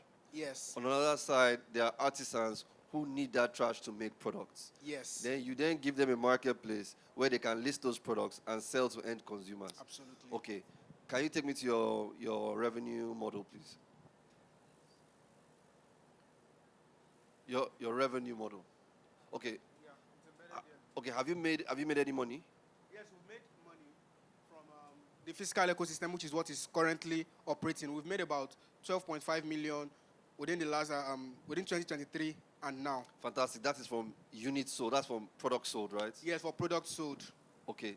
So what do you charge? So, like I said, a pair, when we started as... No, sorry. It is sold by artisans, right? Yes. No, it's not sold by artisans. We collaborate with the artisans to make the product. Okay. So, for example, if you're a cobbler, I come to you and say, I want to make footwears, but I don't want to use your contemporary materials. Then we agree that, okay, you are going to take 5K. So once you make it, the product becomes mine. Right. And so you make a markup? Yes. All right. So that means there's a COGS? Yes, there's a cost, yes. Okay, good. Who pays that initial COGS? The initial cost of production, yes. I do. Right. So how do you pay? How do I pay? I think, well, from bootstrapping, my money. Okay, so you have a float somewhere? Yeah, not really float, but we look for the money and we pay. Okay. Okay. Okay. Okay, can you please go to your addressable market? I'm just make my last two comments. Please make it quick, Chikodi. Yeah. Okay, so this is something that I've noticed, and please let everybody else in the future. You have some parts in your deck, you have dollars, some parts you have naira, right? Unify your currency. Okay. I understand why you do that, because your naira makes it look big. I get it. But just kind of unify your currency. Okay. And the second thing is your ask. Okay. Very powerful presentation, right? And then you went to your ask, and then there's $100,000 on the screen. Let me finish. Okay. There's $100,000 on the screen, and then you come off all meek, telling, yeah, 100K, but 50K. So investment is an opportunity. Yes. You are giving us an opportunity to join your journey. Yes. And all we have to do is give you money. We don't have to build. We don't have to do any of those things. Yes, we advise, but you are the one who's going to do the work, right? So you are giving us an opportunity to invest in your journey. Coming off like, it's not a grant, right? So coming off all meek and is not super attractive. Okay. So you need to be very clear exactly what you want the $100,000 for. If it's 50K, let it be 50K. If it's 100K, let it be 100K. I need to be very clear what you want the money for. Okay. And it's typically not, for me, it's typically not, oh, I want to use to invest in this, invest in that. Tell me that if you give me $100,000, I'll be able to scale this business to get to $1 million in annual revenue in 18 months, right? That gives a clear picture of where the money is going to go to and what's going to be used for. All right, thank you. Thank you very much. There's actually an updated deck that was supposed to be projected, but due to technical discrepancies, we are seeing this. And please, for information, you can order our EcoFit footwears as gifts for anybody. Just reach out to me. I'm still around. Thank you. And you get a discount because it's at EWA. Awesome. Well done, Amidu. Thank you so much. A lot of times, I was recently somewhere and an entrepreneur was asking if investors are really out to give money to invest, and so this might sound obvious, but an investor's job is to invest. If I'm an investor and I don't invest, I've not done my job. I will have problems, performance issues. So this point that Chikodi made is important because you have to understand that, yes, I may say yes, I may say no. But the reason I'm here in the first place is because it is my job to find the yes. And it is your job, if you want to make a good pitch, it's your job to understand what I'm looking for that will make me say yes, or let's talk, and then to focus on that. So there's a bit of intelligence that's required when we pitch, but there's also a bit of courage because as much as you think, you need my help to get where you're going, the reality is that I also need your help to get where I'm going. Yeah, I really hope you guys got that. Sorry if you guys, did you get that? Because I think that's brilliant feedback. Thank you so much, Tony. Round of applause. Thank you. Thank you for being sincere and honest with that because I think a lot of people have a bad conception, a misconception about coming off too bold, right? But you just have to justify. I mean, I told many of the companies, if you're having a pre-seed of 1 million, what do you want the 1 million for? Go ahead and spell it out. Make sure the cost makes sense and is justifying the revenue that comes after, right? So there's actually a lot of wisdom in that. Thank you so much. So questions for Nancy? A deck is so important, right? So having the correct information on it, having your headings in the same place, because my eyes are moving around. The pictures are not as clear. And I'm saying this with respect for what you're building. But this is your money maker, right? So I think working on the deck is definitely something that's going to be important. You don't know your competitors. So your competitor slide didn't have competition, and that immediately for me would say you have not done enough research. Creating critical mass with something like this is possible, but focusing on a area and doing it well again. I think for me, it's really not trying to take things and throw it against the wall and sees what sticks, right? But it's about really being sure in your product and who your consumer is. So my question was, do you know what the average revenue per production is? So pricing power, value capture, and scaling logic. So if you're giving as low as your costing is, because I looked at your costing and I was like, how can you afford that? How are you able to scale that? How is this going to be profitable? Do you understand what that average cost of the production is in terms of the furniture or props that you have? And So how did you get it so low? I mean, $7, that's crazy. So, so I would like to ask a question. I'm not sure I understand the cost. Is it from my end or from the production end? So from your end, right? Where are you getting these props from? How is it so low? Because let's say, for example, you're getting this chair from me, and I'm gonna charge you $50. How are you putting a profit on that in terms of your production? So and what are you charging that production house or people that's consuming your product? So majorly, production always rent by volume, not really one prop or one furniture. So because I've had contacts, I've been able to find props at a very affordable cost on my end. So I don't buy very expensive prop that would, because I have to understand that I'm trying to help the production also in terms of their should I say their set, to elevate their set. So I look for props where I can find affordability and then where the repeat uses. So I look for props that move quickly. So vintage props always move as quickly as possible. So I look for props where if I rent for about 3 times, I can make the cost and the rest become profit. Okay. So that's what I do. And then, so I also look for items where they are very unique that you wouldn't find anywhere. So the cost is high, and then you will always come to me. So in terms of, and I do agree about the pitch, and I apologize for that. This is my first time ever pitching to anybody. Amazing. I mean, if yes. that's great. So, but I just wanted to Can talk only get about, better. so I just want to talk about what we're building. In terms of focusing on a market, we actually are focusing on the market. We're focusing on the art department in the industry. So I'm not doing, so because props is central to different verticals, for film you need props. For commercials you need props. So people will come to us, so we are at the center of so we are very niche, but we are niche to the art department, but we are beginning to see tractions from production houses, we are beginning to see tractions from photographers and other people who come to us. So in terms of pricing, I look for, and then again, we also do, just like what Amido does about upcycling. We take things that we consider as trash and upcycle them, so that way the cost is low. So when we upcycle and maybe make it into something that can be usable to the industry, it helps with the margin. But the overall aim is to ensure that the price of what we buy is not too large. The overhead is not too large, so that we can also get profits after 3 uses. And in terms of the competition, this is a very niche industry, and there are not a lot of prop houses, and there's no data for that. So that's why I said the informal suppliers, the Oshodi markets, the Alaba markets, those are primarily our competition, because that's where most of these art directors go to source for their props. So would the focus be on going out there and getting multiple production houses that then can hire the props from you based on different jurisdictions?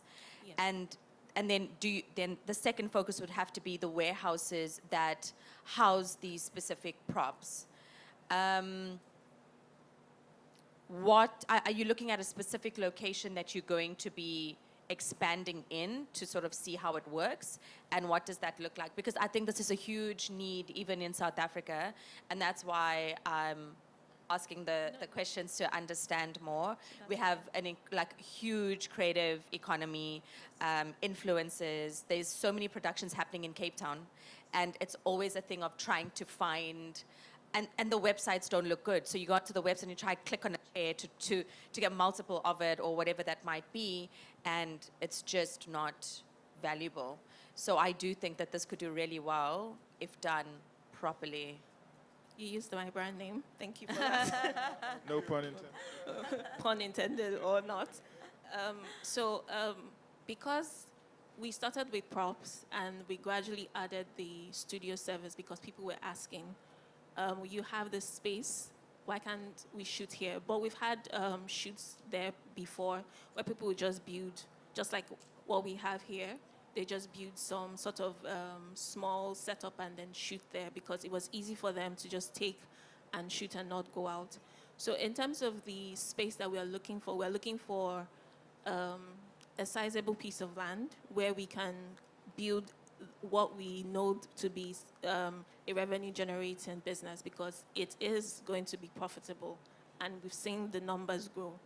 I might not have the financials up in my head, but I have it in my document, and I'll be happy to share after this call or after for anyone who's interested to know about it. But it was a need that came up, and we wanted to service the need, and we did there was an updated deck. I wanted to show the studio space that we had and all that, but just like Amido, there was some discrepancies with this thing. So, but a sizable piece of land where all our props can be housed, where people can also come shoot there, because what we understand is that people shoot their music videos, well, according to data, like over 2,500 films are shot yearly.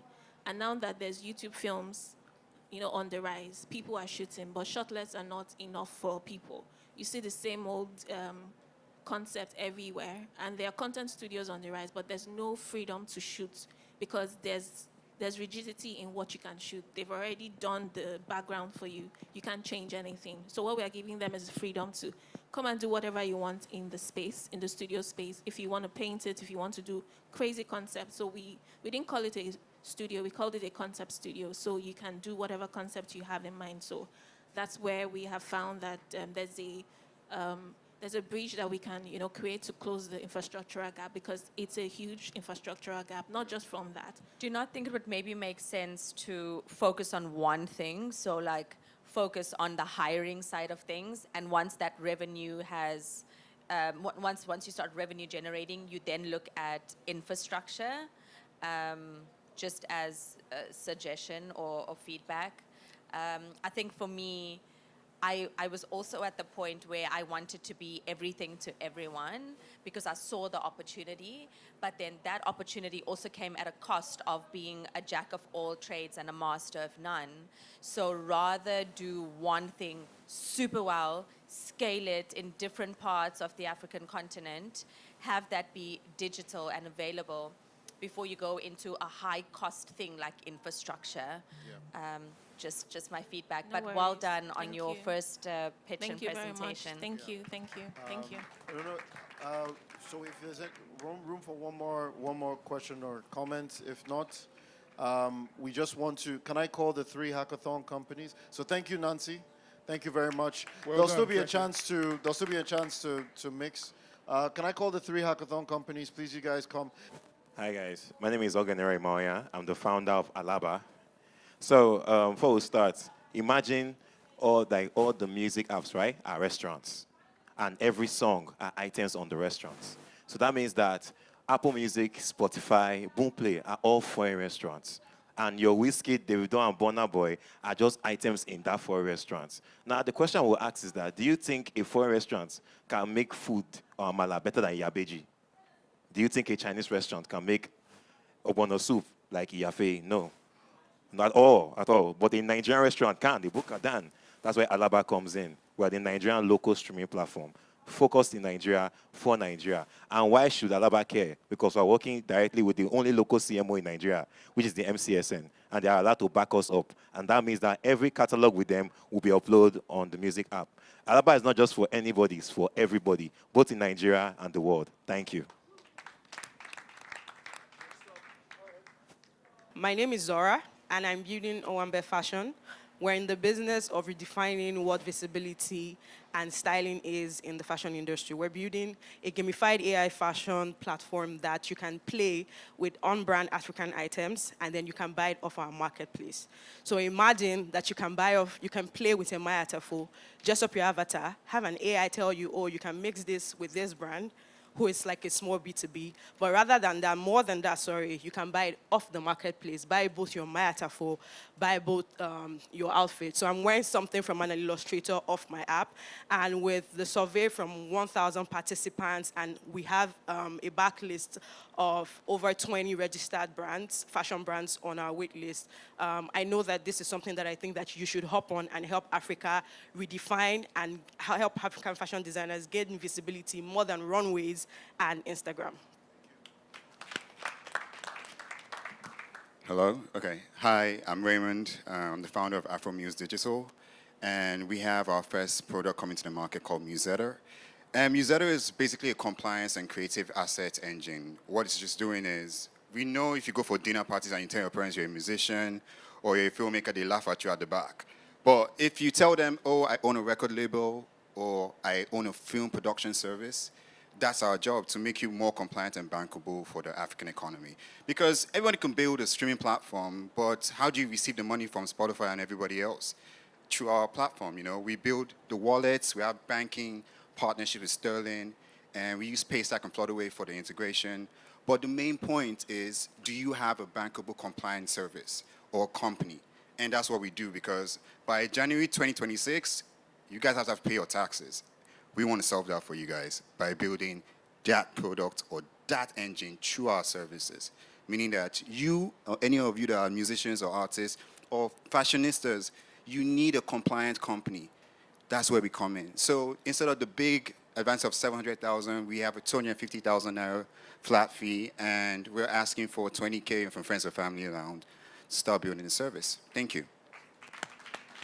Well done. A round of applause for the hackathon, guys. So we're going to be, actually, you guys can step down. Thank you so much. A round of applause as they leave. So we're going to be having a private mix with all our little community here. But I just want to first, again, a round of applause for also the 7 guys who came out here. It's not always easy to sit here and actually, or not sit here, but stand here and make a presentation, get the feedback you do, and stand confidently and also, take it. But I think it's also one to remember, because I think there's a lot of really great nuggets that have been shared. And my hope is that everyone can take that and build with, and hopefully there can be follow-ups and people can also continue to build what they're building and have their journey get to the next level. So that being said, we're at the close. I think it's been a very long day. I think I want to make sure that everyone gets a chance to leave on time as well. But we do have to actually hear from the brains, the main man behind the machine that is Entertainment Week Africa. And we have the privilege of having Mr. Dari Art Alade here to just close this session for us. Talk a little bit about why EWA, why he and Mrs. Diola Atalade decided to build this awesome mega, what we call a behemoth of a vision that is coming to life, and just share a bit about also why we're closing the gap and why Deal Room also is important and the future of Deal Room and everything we're doing. Mr. Dari Atalade. So I'm just taking notes from my coach. Can I sit here? I feel like standing is just too much pressure. Hi guys. Thank you to each and every one of you for being here. Entertainment Week Africa, why? We started off as Entertainment Week Lagos. And now it's Africa because expansion. All right. We realized that the challenges that bedevil the creative ecosystem is similar across the continent. So whether it's infrastructure or funding or, improving our general lots, especially vis-a-vis the global stage, we feel that coming together is how we can solve those problems. And solving problems is why we're here, especially in the Deal Room. And that's why you guys have come up with fantastic innovation, ideas. You feel that you have solutions to the problems. And that's what we have in common in terms of live sports, in terms of our own ethos, the reason why we exist as a company, talk less of the reason why we created Entertainment Week as a convergence of the whole ecosystem, is that we were born from solving problems. It's the challenges that we faced while building and going through the entertainment business that created the different verticals that we provide solutions for different clients over the years. So, our message is clear: embrace the problems, because that's how innovation is going to, to be born. So that said, I want to congratulate everyone who's passed through the Deal Room. We are really hopeful for stronger partnerships where we can create more opportunities, more funding. We encourage everyone who might watch this video and listen to the messaging to come on board, because obviously we can't do this alone. We've done this now. This is the 4th edition. This is the 4th year. And it's growing, bit by bit, but I think people now really realize that it's really about the coming together. I definitely can't do it alone. We couldn't have done this entire session without someone like, the great Mr. Ebi, who's here. I think he deserves a big round of applause. Much louder, much louder, much louder, much louder, much louder. Because it's because of people like him that you can never pay for the time, the passion, the efforts that everybody puts into this. And it's not just him, it's everybody, including all of you in the room right now. So I just want to say thank you one last time for making this happen. And we look forward to what the deal room is going to do, because it's only the beginning. It's really only the beginning. You guys have a long journey ahead of you. I love the ideas, the platforms, the apps.